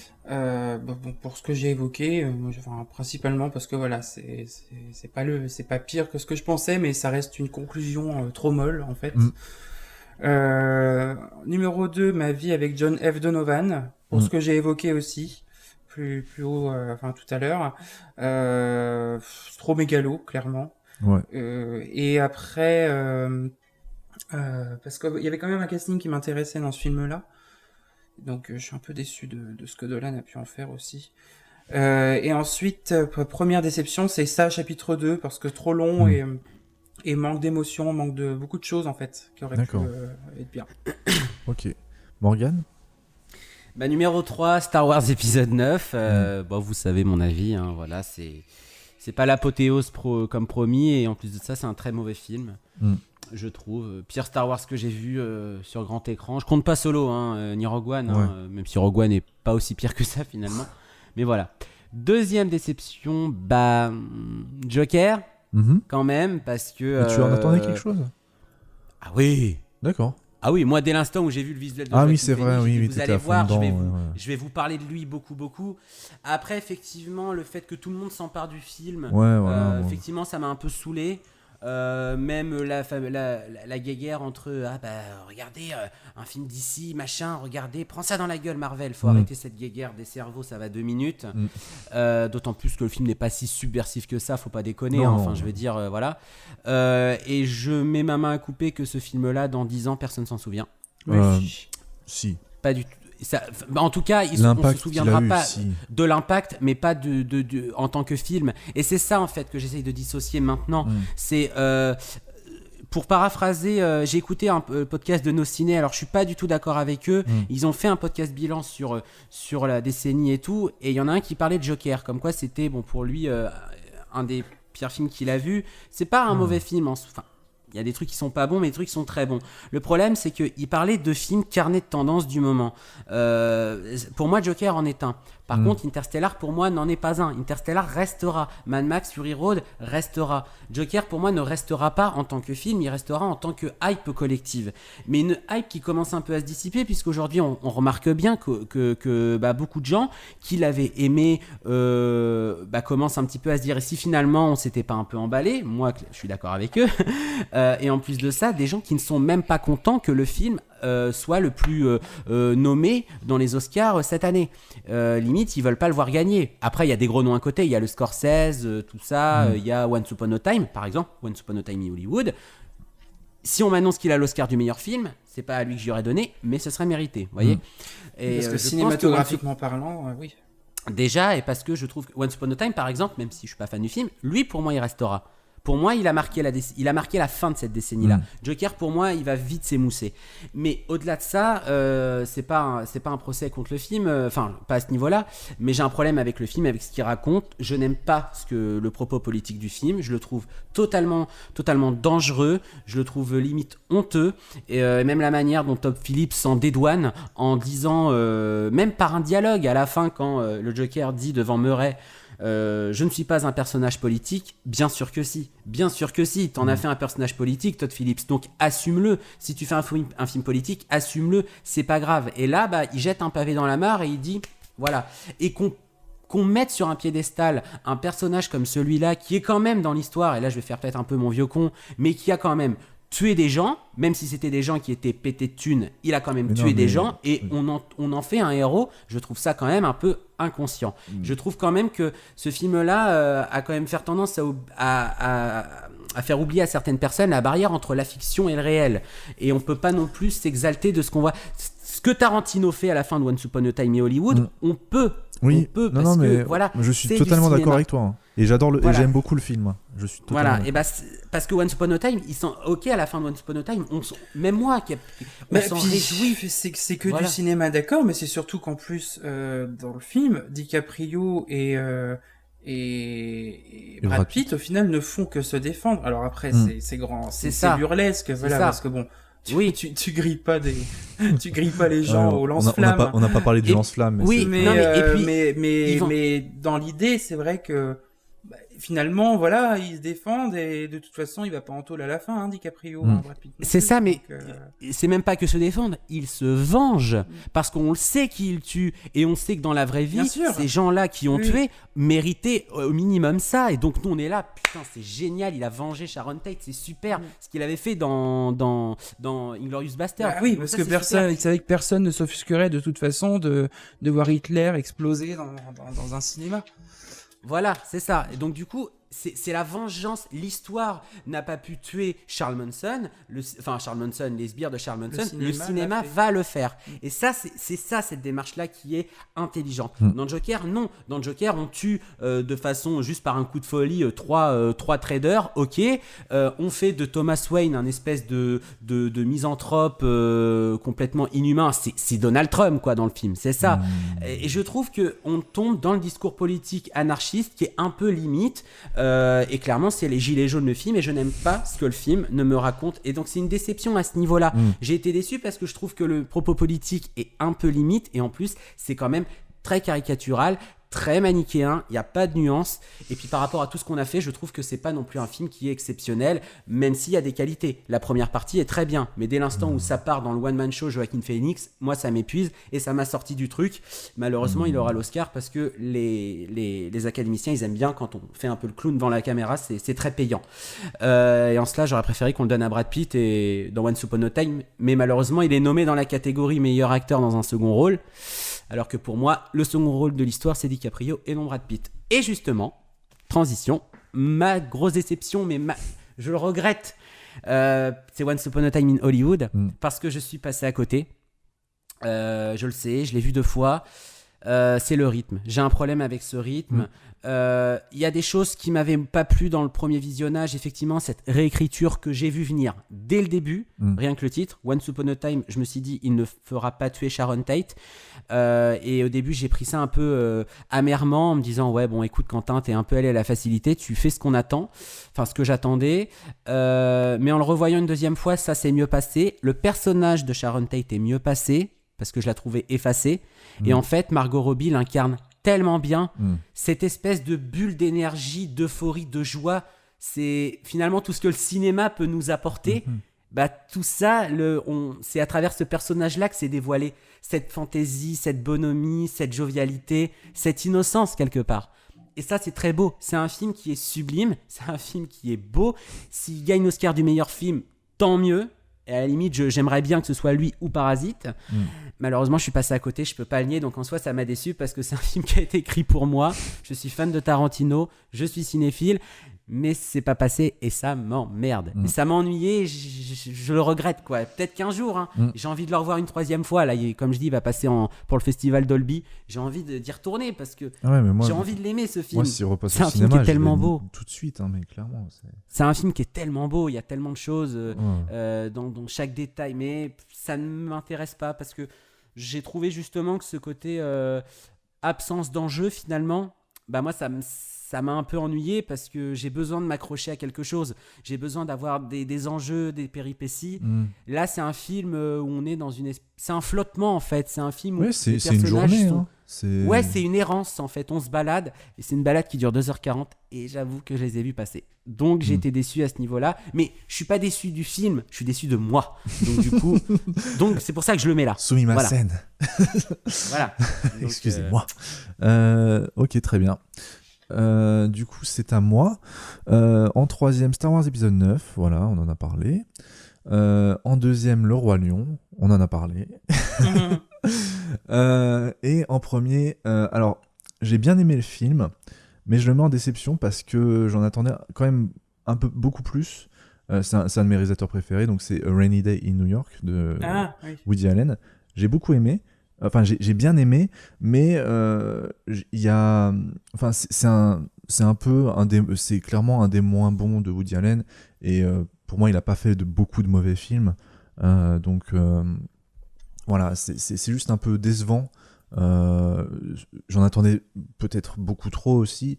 Le fait qu'il retourne à New York et tout ça, voilà, c'est clairement.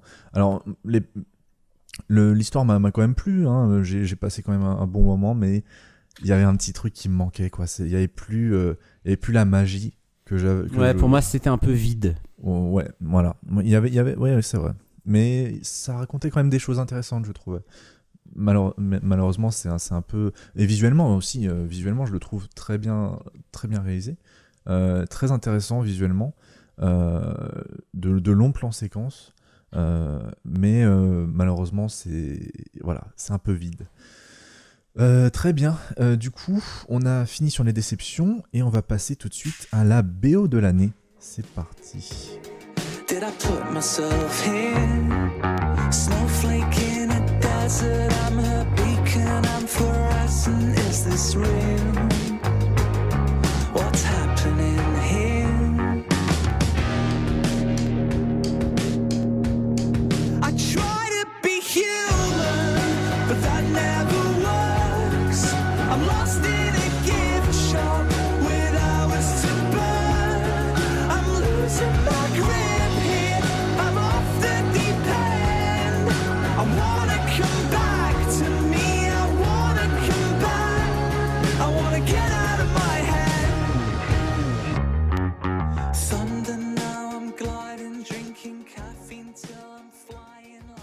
On est donc à la rubrique de la BO de l'année et on va commencer du coup avec Eddie. Quelle est la BO qui t'a marqué le plus cette année ? Ralph 2.0. Ok, très bien. Parce que en fait... La chanson de Pénélope, c'est ça ? Ouais, il y a ça notamment. J'ai trouvé ça tellement drôle, quoi. Et je trouve que c'est tellement mieux réussi que la chanson de Christophe dans La Reine des Neiges, sur le côté parodique.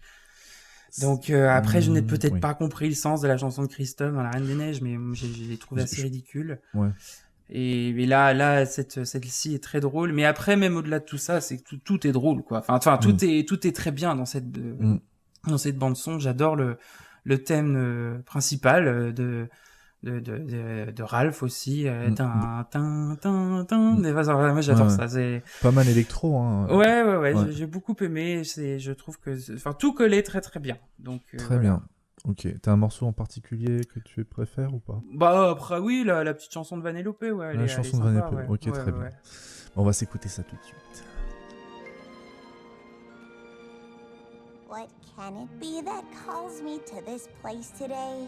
This lawless car ballet? What can it be? Am I a baby pigeon sprouting wings to soar? Was that a metaphor? Hey, there's a dollar store. Look! I am rhyming. My spirit's climbing as I'm called through this fog of mace to this place called Slaughter Race. Welcome back, watch your head. Hate to see you end up dead. Let's get this party rolling. Is that appliance stolen? We have Fallen wires, dumpster fires, creepy and clowns, burning tires. That great wet in the sewer. You'll be happy that you knew her. Finball. Dogs and cats, they sure taste great. with a side of license plate. Some find us deplorable. Well, I think you're adorable. We may be a motley crew, but our hearts ring true. And just for you, a face tattoo.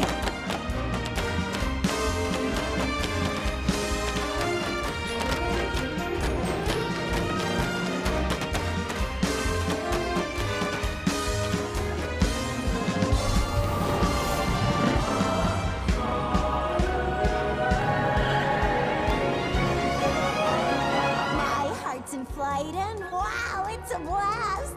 Feels like my dreams are real at last. No trace of a frown upon your face.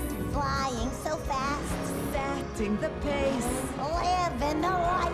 Loving the chase.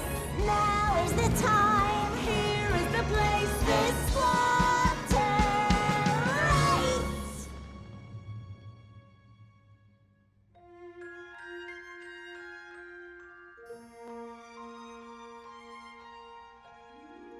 I know I should go, but home feels so slow.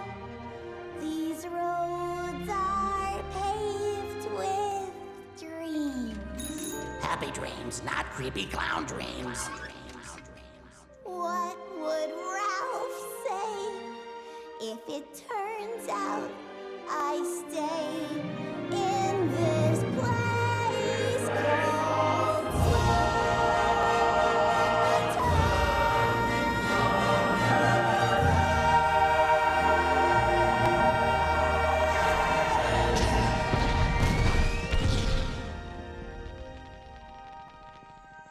in this place called Slaughter Race.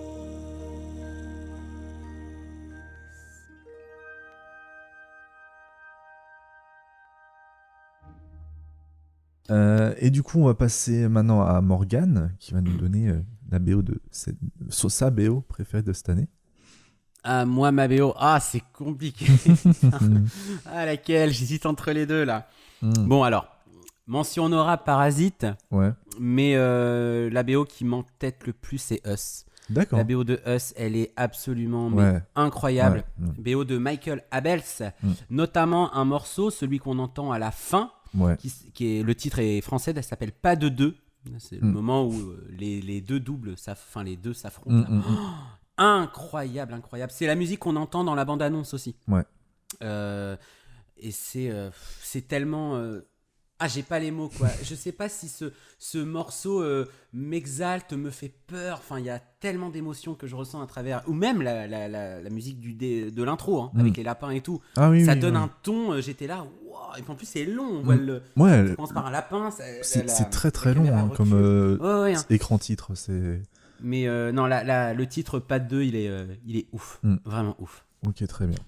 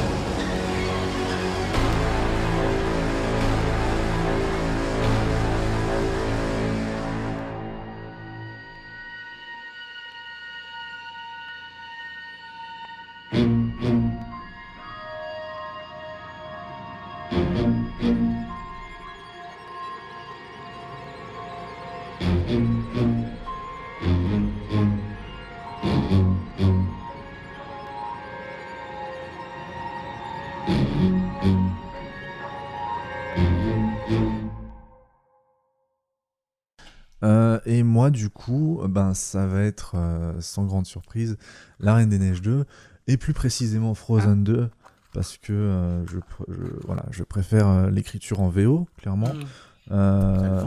Voilà, c'est... Mais j'ai hésité, curieusement. T'as hésité ? Ah ouais ? Et t'as fait le bon choix. Mais non, mais j'ai hésité parce que j'aime tellement, en fait, Alors, j'aime beaucoup Into the Unknown. Je trouve juste qu'elle arrive trop tôt dans le film, mais j'aime beaucoup la chanson. Mais j'aime vraiment beaucoup la reprise de Panic at the Disco. Ouais. J'adore. Je trouve que sa voix colle tellement bien et il en fait un super truc. Mais après, la plus belle chanson du film, objectivement, c'est je peux tout réparer en français. The Next Right Thing en anglais. Voilà. De Hannah, du coup. Et qui doit être chanté du coup par Kristen Bell en par Kristen Bell, oui, c'est ça. Oui, non, mais la voix de Kristen Bell, moi, je suis très très très fan. Elle est géniale, cette fille, elle est trop marrante, elle chante bien.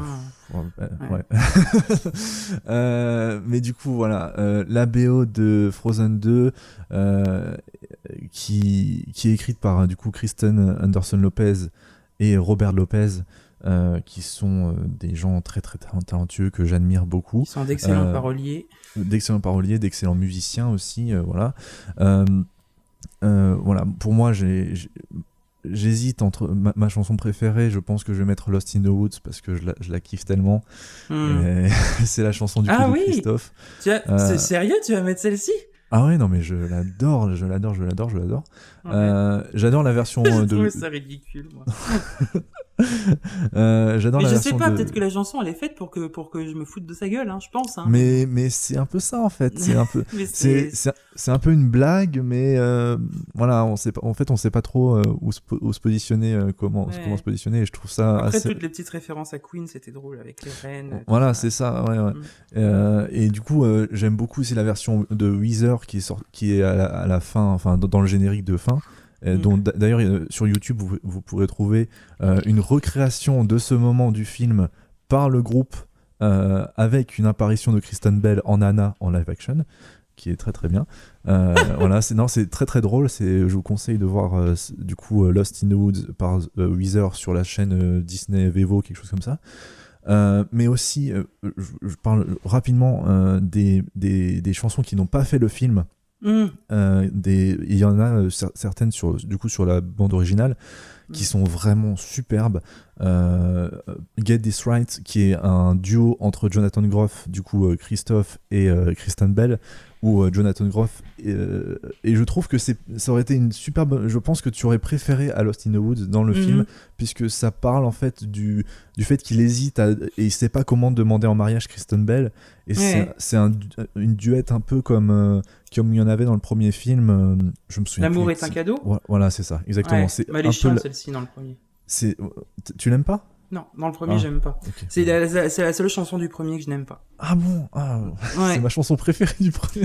Je préfère, celle que je préfère, c'est le renouveau, et celle que je déteste, que je déteste. C'est qu'elle me saoule en plus dans le film, elle est chiante. D'accord. Et puis j'aime pas Hans avec ses rouflaquettes. D'accord, ok. Donc voilà, enfin très très bonne chanson. Enfin bref, je vous invite à écouter toute la BO, mais je vais mettre du coup Lost in the Woods.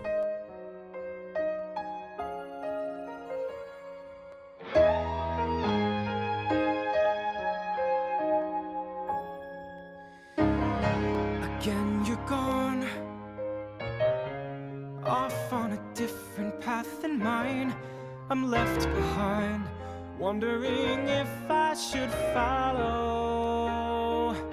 You had to go, and of course it's always fine. I probably could catch up with you tomorrow. But is this what it feels like to be growing apart? When did I become the one who's always chasing your heart? Now I turn around and find I am lost in the woods. North is south, right is left. When you're gone, I'm the one who sees you home, but now I'm lost in the woods, and I don't know what path you are on. I'm lost in the woods. Up till now, the next step was a question of how. I never thought it was a question of whether. Who am I? If I'm not your guy, where am I if we're not together? Forever.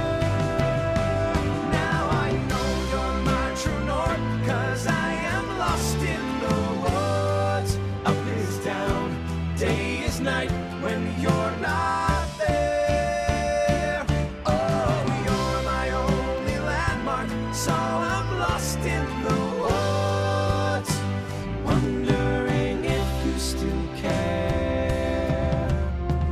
But I'll wait for a sign that I'm your path, 'cause you are mine. You are mine. Until then, I'm lost in the woods. Lost in the woods. Lost in the woods. I'm lost in the woods. Lost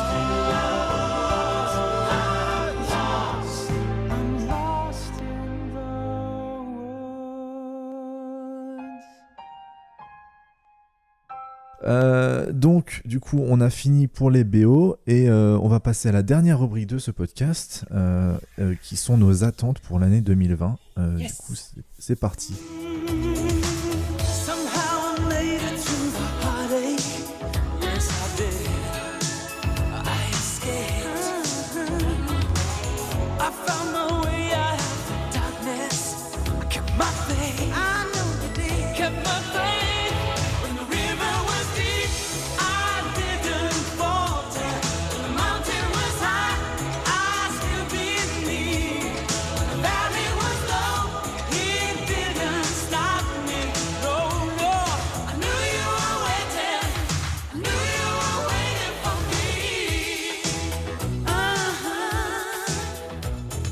On est à la dernière rubrique de ce podcast qui sont nos attentes pour l'année 2020. On en a 5, enfin on a dû se limiter à 5.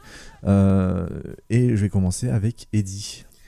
Du 5 donc, au 1 du coup. Alors ce qui est compliqué, bon j'en ai 5 mais il n'y a pas de degré en fait. Ok, d'accord. Je les attends tous au même niveau.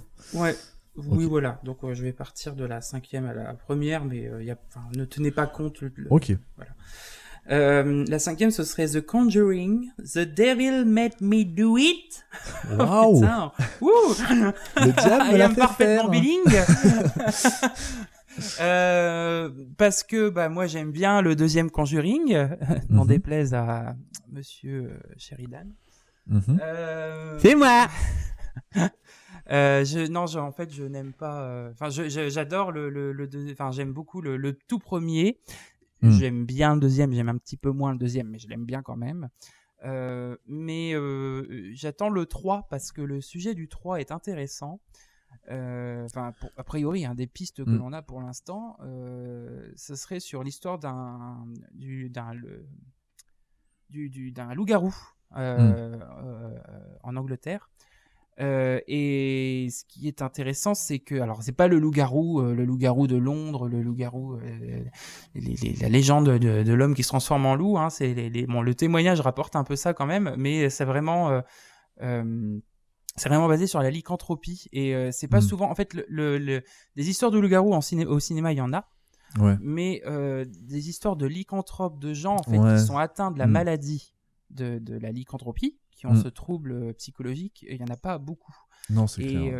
Et du coup, le film va traiter de ça, a priori. Donc, je suis curieux de voir ce que ça peut donner. On verra. Très bien. Après, c'est Kaamelott. Donc, c'est pour ça que je dis qu'il n'y a pas de... Il n'y a pas d'ordre, parce que techniquement, Kaamelott devrait être tout en haut, et voilà. Donc, Kaamelott, parce que, je pense que là, j'ai pas de... Vous voulez vraiment des arguments? J'aime vraiment, j'adore la série, je la connais quasiment par cœur. Je suis absolument fan de tout ce que peut faire en fait Alexandre Astier. Je peux bugger dessus pendant des heures, moi, sur YouTube, sur les interviews, sur les machins. Voilà, je suis en adoration devant ce mec. Je ne suis pas croyant. Je suis Astier, quoi.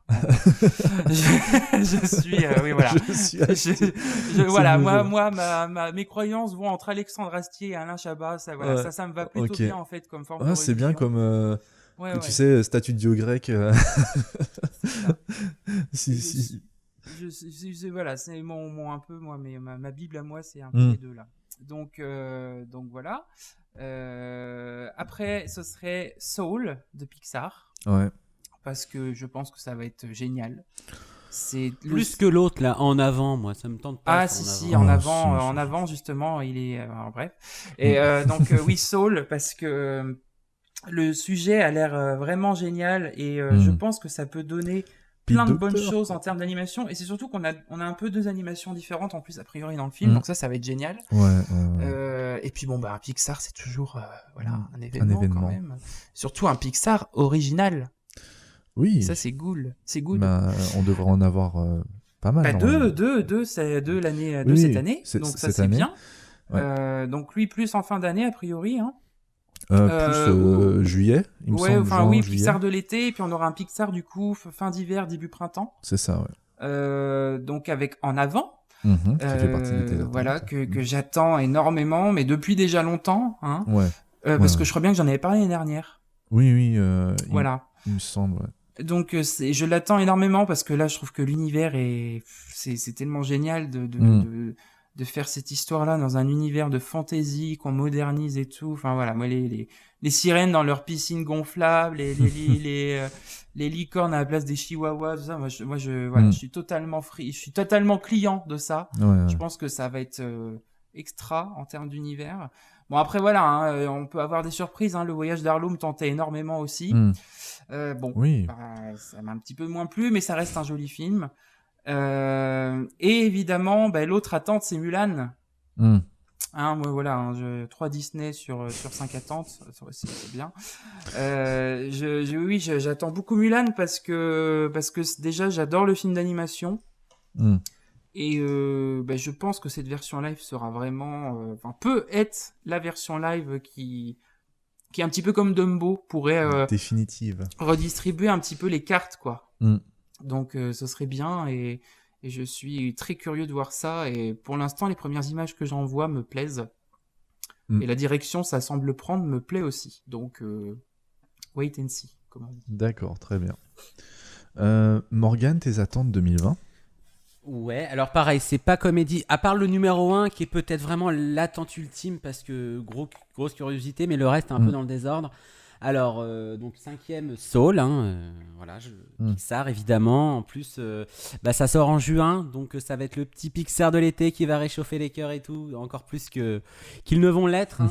Donc je le sens bien. Quand Pixar ils sortent des films en juin en général, dernière en date c'était quand même vice versa. Voilà. Donc bon. Numéro 2, un film qui sort aussi cet été, en août. J'espère qu'il passera au cinéma. J'ai peur, mais Dernier train pour Busan 2.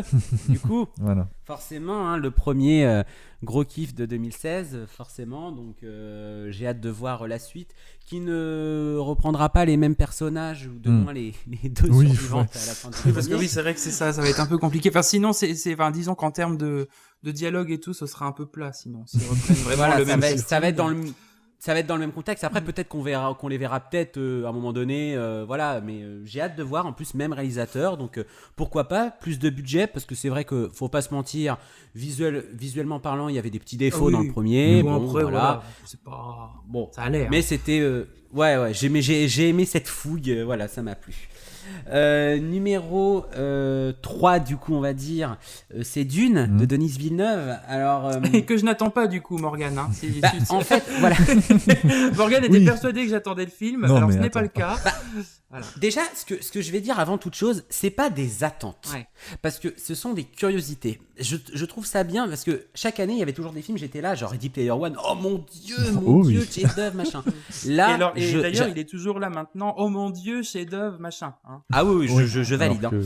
Mais c'est vrai que trop attendre, c'est pas bien. Donc là, c'est des curiosités. Donc c'est des films, je me dis tiens, j'ai envie de les voir, mais je vais pas y aller en me disant mon Dieu, machin. Après, voilà, ça c'est des films qui me titillent plus que les autres. Donc Dune, en fait, ça va être... Morgane est titillé. Hein. De quoi ? Sachez-le, Morgane est titillé. Oh ouais. Là, dans Dune, ça va être un tout petit peu compliqué parce que soit ça va faire comme Premier Contact de Denis Villeneuve, du même réalisateur, donc je vais sortir de là émerveillé, séduit, ou alors ça va faire comme Blade Runner 2049. Effectivement, comme c'est un film de SF, je vais être là... Mon Dieu, c'est ronflant. Et tout moi, c'est ce que ça m'inspire un peu, en fait.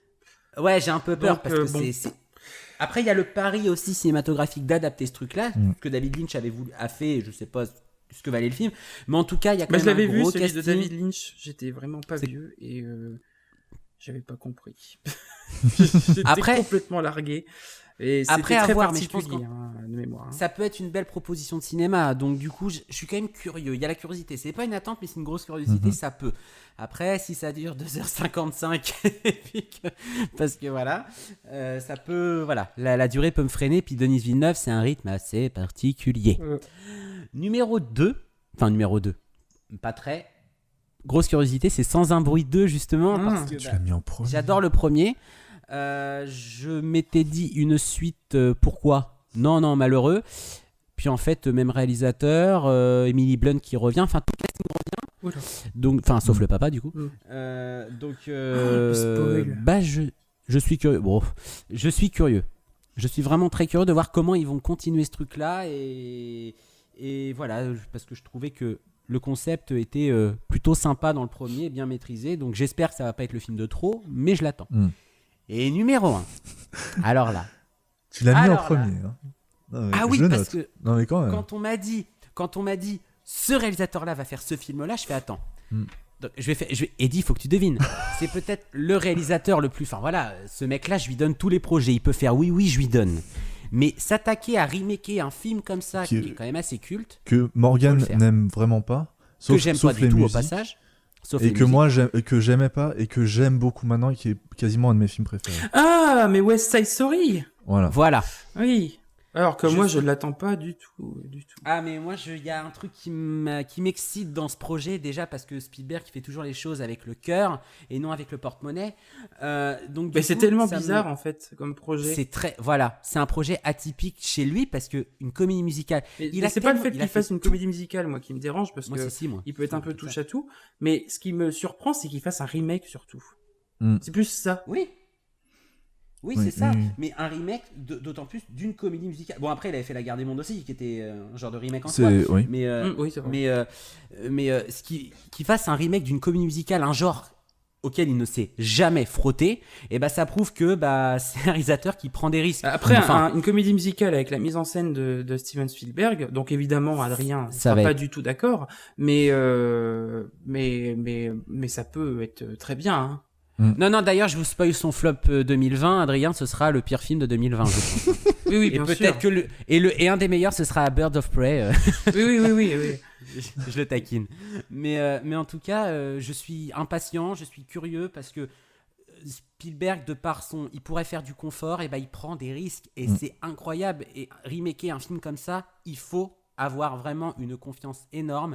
J'ai toute la confiance du monde pour Spielberg. Ça me plaît. Et puis, une comédie musicale par lui. Et le casting, Ansel Elgort, il chante divinement bien. Parce qu'il chante bien, faut le savoir. C'est pas un amateur. Donc, voilà. Qu'il nous fasse pas un Greatest Showman. Je veux pas de ça. Non, je pense pas. Je veux un truc... Voilà, les quelques images que j'ai vues m'ont mis en joie. Et j'ai hâte. Vraiment, j'ai hâte. Ouais, très bien. Sortie prévue en décembre. Ouais, 18 décembre 2020. Date de sortie du Star Wars, non non, il n'est pas sorti le 18 décembre 2019. Oui, non, 19. Donc voilà, un an plus tard, peut-être qu'on va être soulagé du mal qu'on nous a infligé avant. Ouais, très bien. Donc moi, c'est en 5e Mulan, voilà, parce que j'adore la direction que ça prend. Mulan, pour rappel, c'est quand même mon film d'animation Disney préféré, ça le reste toujours pour l'instant. Oui, c'est vrai. Donc c'est clairement le film où j'ai mis le plus où j'ai le plus d'affect pour l'adaptation live, donc je ne pardonnerai rien. Après tout ça, c'est à double tranchant, hein. Ça veut aussi dire qu'il faut pas qu'il se loupe, hein. C'est ça, justement, c'est ce que je dis en fait, je pardonnerai pas si c'est mauvais, hein, clairement.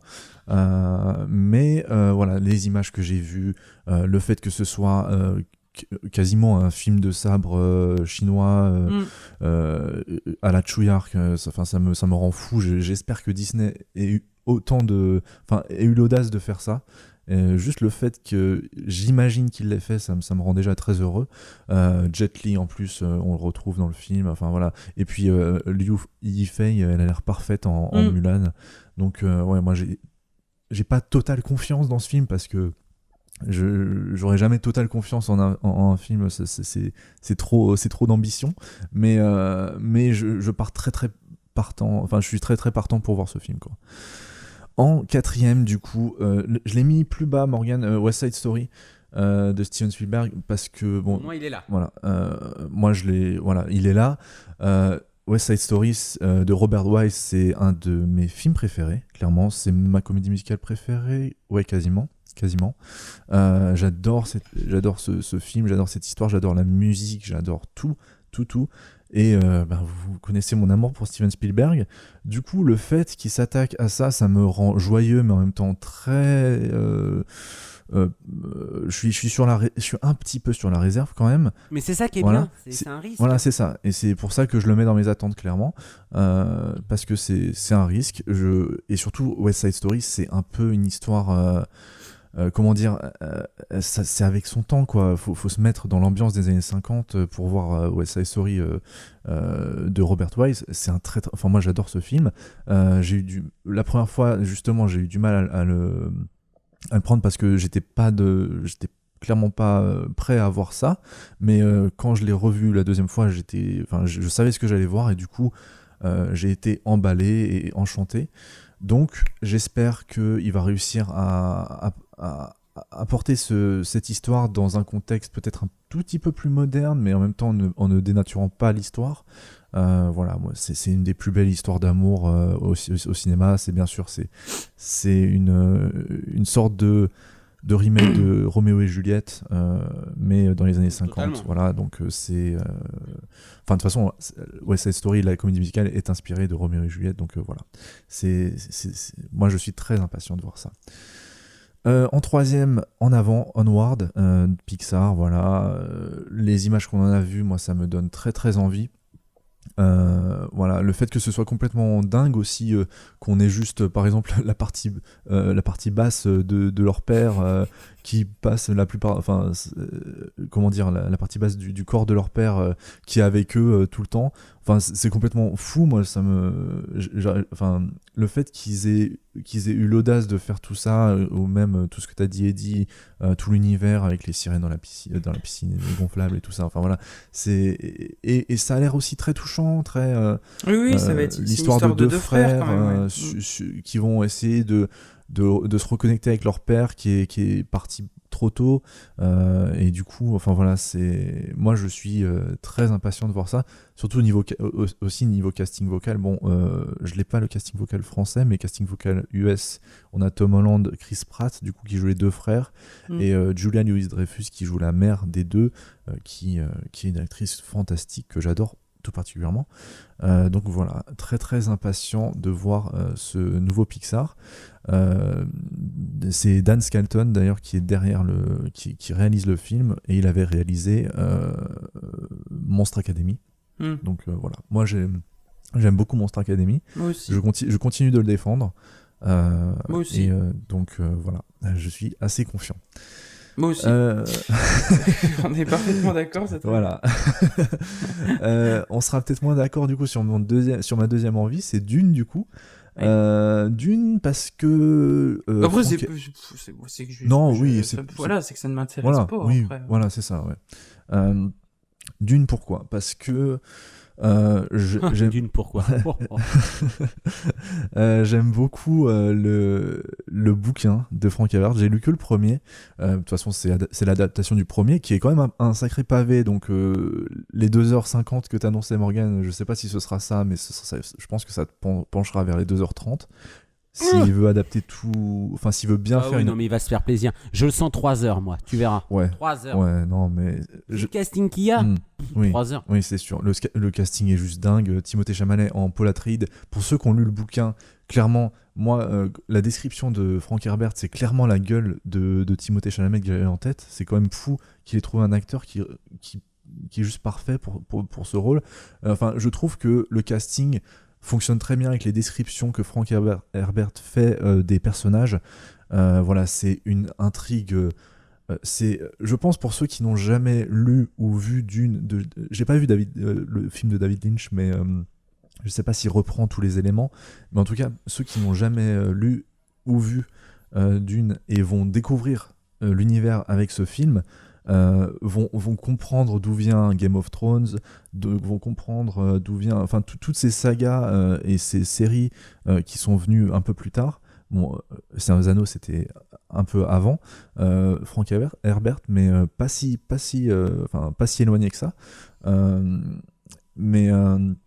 Mais du coup, voilà, il y a énormément de choses qui ont été piochées de Dune, et je pense qu'on est arrivé à un moment technologiquement où on peut faire une adaptation qui est crédible et qui fonctionne très bien, parce que il y a quand même une technologie il y a des technologies très bizarres, des peuples très étranges dans Dune. C'est un peu de la science-fiction comme on n'en a jamais vu et jamais lu, et c'est pour ça que ça a fait un si grand carton. Et toute l'intrigue politique aussi très intéressante. Donc moi je suis et le fait que ce soit Denis Villeneuve derrière, c'est un réalisateur que j'aime énormément. J'ai découvert récemment Prisoners, qui m'a foutu une énorme claque. Très très bon. Voilà, et puis Premier Contact que j'adore. Voilà, j'aime beaucoup ce réalisateur. Donc je suis assez confiant dans cette adaptation et je suis très impatient de découvrir la première bande-annonce pour voir à quoi ça ressemble visuellement. Et pour finir, du coup, mon attente la plus grosse attente de cette année, c'est sans surprise, c'est Soul. Pourquoi Pixar, mais aussi pas que Pixar, parce que c'est Pete Docter. Et Pete Docter, c'est Wall-E, c'est Lao, c'est vice-versa. C'est pour moi que des merdes, quoi. Voilà, c'est ça. Des petits films comme ça, bon. C'est vraiment, pour moi, celui qui a quasiment fait que les... Enfin, tous ces films, je les adore. Et je pense que je pourrais les mettre dans mes... Enfin, ils sont très hauts dans mon top Pixar. Donc voilà, le fait qu'il s'attaque aussi à cette histoire qui va nous transporter, comme Eddie l'a dit, dans deux mondes différents, le monde des rues de New York très réaliste et le monde des âmes, etc. Puis il y aura du jazz. Voilà, et moi j'adore ça, le jazz. Moi aussi. Non, oui, et puis voilà, ça a l'air très musical comme film. Et moi, il y a tout pour me plaire dans ce film.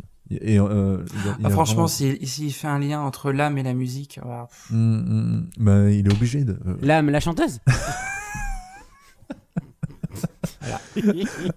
C'était parfait. Là, franchement, c'était une très bonne. Du coup, voilà. Moi, je suis très, très, très, très impatient de découvrir ce film et c'est ma plus grosse attente de cette année 2020. Je serais très, très déçu que le film soit mauvais. Je pense que s'il est mauvais, il va être en flop 1, quoi. Tellement la déception sera grande. Voilà. Même si c'est pas voilà. Je l'attends vraiment énormément. Je voulais juste, avant de finir ce podcast, poser une dernière question. Je sais pas si Eddie t'as eu le temps d'y réfléchir, mais au pire, c'est pas grave. Ah oui. Je voulais demander, parce qu'il y a pas mal de films qui ne sont pas annoncés pour 2020, et pas mal de réalisateurs qui n'ont pas de film prévu pour 2020. Quel est le réalisateur dont vous attendez le plus un film en 2020 ? Et Morgane, toi, c'est qui ? J'en ai plusieurs, hein. Bon, bah, évidemment, là, comme ça, je dirais Bong Joon-ho, parce que voilà, mais non, faut qu'il se repose. Non, moi, je fantasme depuis des années. Je vais en parler, mais c'est pas cette année qui va revenir, c'est Sam Raimi. Qu'est-ce que tu fous, Sam ? Putain, reviens. Putain, ouais. Mais merde. Alors qu'il avait un projet, je sais pas si c'est toujours validé ou pas, si c'est toujours en production. C'était le projet du Triangle des Bermudes. Il devait faire une espèce de truc. Oh là là, Sam, qu'est-ce que tu fous ? T'es où ? Il nous manque, ouais. Voilà, donc je dirais Sam Raimi, mais il reviendra pas. Donc. Ouais. Eddie, t'as une idée comme ça ? Stanley Kubrick. Et attends, on n'est pas si loin d'un film créé par des intelligences artificielles qui font du Kubrick. Peut-être. Non. J'aurais dit Terrence Malick, mais bon, il en fait des films, et le problème c'est que j'ai déjà pas le temps de voir ce qu'il a fait. Non. Pas Martin Scorsese ? Non. The Irishman 2. Non. Oh non. D'accord. Non, j'ai pas vraiment d'attente de ce côté-là, malheureusement.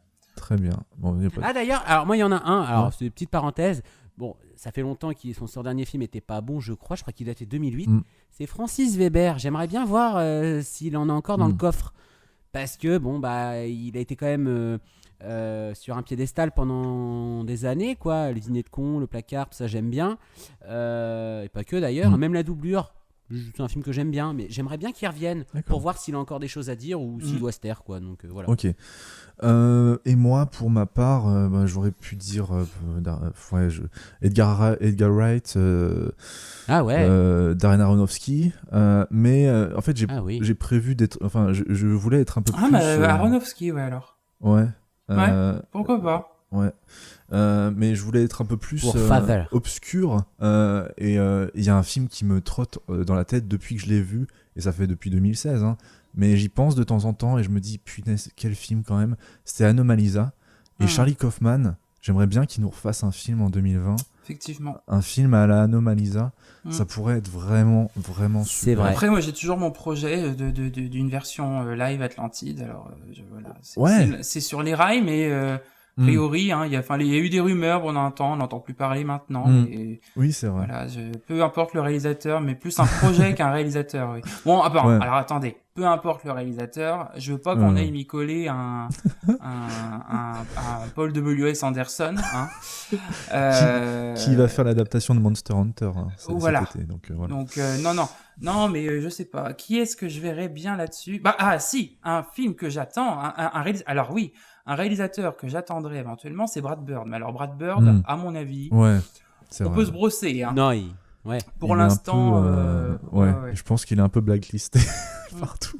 Et le truc que j'attends, et j'espère que ça se fera, c'est une director's cut de Justice League. Enfin, la Snyder, la Snyder cut. Voilà, ça je le veux.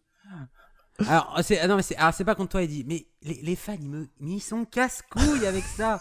Ils sont chiants. En plus, la moindre fake news, il y a une image et tout, ça va arriver. Non, clairement, je pense qu'elle n'arrivera jamais. Mais bon, je sais pas, c'est pas non, mais je pense qu'elle arrivera jamais. Hein, je sais pas. Je pense que je n'ai pas envie de perdre. J'ai un doute. Mais je pense qu'il avait tellement prévu de faire autre chose que ce qu'on a eu que. Je sais pas. J'aimerais vraiment qu'il arrive à la sortir, quoi. Attends, mais Axel, c'est vrai, Paul W.S. Anderson, il revient cette année ? Ouais, il fait un film Monster Hunter avec Mila Jovovich. Oh non. Voilà, c'était en juillet. Voilà. Oh ouais, en juillet en plus. Ouais. Oh merde, je serai en vacances. Mais tu l'as pas mis dans tes... tu l'as pas vu du coup. Non, je savais qu'il avait peut-être éventuellement un projet de faire un film, mais je savais pas que c'était ça. Moi. Ouais. Du coup, un autre jeu vidéo de Capcom adapté par lui. Ah désolé Spielberg, mais alors là, je change. Hein. Non, c'est pas possible. Quelle horreur.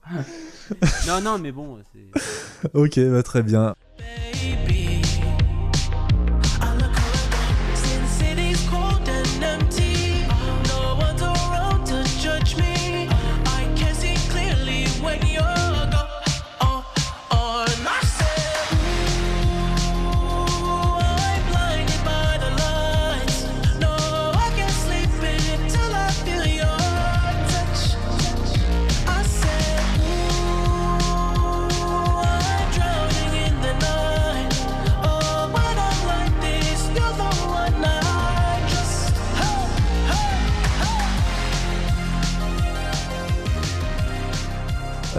On va se diriger vers la fin de ce podcast en vous remerciant d'avoir écouté du coup cette deuxième partie et ces deux parties.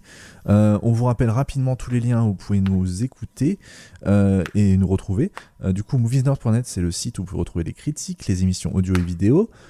Sur les réseaux sociaux, c'est moviesnerd sur Facebook, movies_nerd sur Twitter, moviesnerd_officiel sur Instagram. Vous pouvez nous contacter par mail à contact@moviesnerd.net. Vous pouvez noter le podcast sur iTunes pour nous faire monter dans les classements. Vous pouvez l'écouter sur PodCloud, sur Spotify, Deezer, TuneIn et Stitcher. Voilà, toutes les applications de podcasting et Podcast Addict, tout ça. Enfin voilà, toutes les applications. Je crois que j'ai à peu près tout dit. Pour moi, vous pouvez me retrouver sur Moviesnerd, bien sûr, sur Twitter, Sens Critique, Instagram. Et c'est TheLexal, TheLexal. Morgane ? Eh bien moi sur Twitter @cinemorgan et sur Sens Critique Mogo Sheridan. Parfait. Eddie. Sur Twitter si vous voulez, Istarcosaurus sur Twitter. Juste pour ce nom, tu mets c'est ça. Oui, en fait j'adore.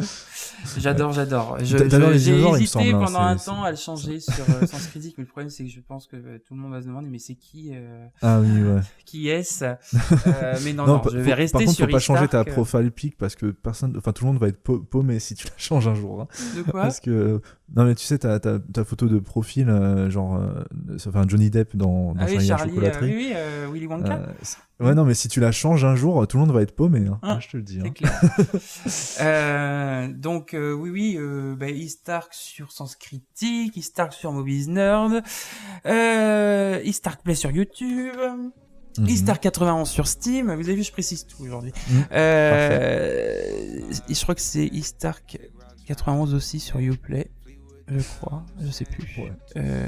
Eastark aussi, Eastark Play sur Origins, je ne sais plus. Il a tellement de choses, il oublie. C'est Eastark 91, oui, sur YouTube, sur Google+, enfin sur Google, tout ça. Enfin, ça n'existe plus, Google+. Voilà. Ouais, non, mais voilà, c'est ça. Enfin, vous cherchez, et puis, en général, alors, voilà. Je suis sur Copain d'avant. Vous rajoutez un Play, un 80. Sur MySpace. Voilà, sur Skyrock. Eddy@caramel.fr. Ouais, c'est ça. XXX-Eddie. MSN. Tout ça. Voilà. Envoyez-moi des POG, des Wiz, tout ça. Désolé. On parle d'internet. J'ai ouvert un Skyblog pour mes critiques. Skyblog. Cinéphile vendéen. Ouais, c'est clair. Ouais. Et 85, alors le Love Cinéma. Ouais, c'est ça. Manuel avec des boutons. Bon, très bien. On va arrêter ce podcast parce qu'on commence à dire n'importe quoi. Ouais. Quand ils sont trop longs, on finit toujours par délirer un peu. Mais c'est clair, ouais. Du coup, on remercie encore les auditeurs d'avoir écouté jusqu'au bout ce bilan de l'année 2019 et on vous retrouve très prochainement. Du coup, on l'a annoncé dans le dernier podcast Movies Nerd, donc on va faire un bilan de la décennie 2010, mais ça prend un peu plus de temps parce qu'il faut qu'on revoie certains films, faut qu'on fasse, faut qu'on y pense un peu plus. Donc voilà, vous l'aurez prochainement. Je vais pas dire une date précise parce que de toute façon, on s'y tiendra jamais. Mais voilà. Et d'ici là, du coup, on vous dit à la prochaine. Ciao. Salut. Ciao. It's never seemed low key as it's been. Fell in love overseas. Fell in love like it's easy. Put to sleep without dreams. Under the moonbeam. Call you for no reason. Hold on like it's greasy. Lesson like do it sell. Lesson like do it sell. 40 days, 40 nights. Feel like a holy night. The lesson's always there. The less is always more. And in the back and forth, I'm not keeping score. Lessons always there. The less is always more. When you're alone with me, you never come up short. You never come up short. Never come up short. Never come up short. See, by yourself, by yourself, by yourself, by yourself.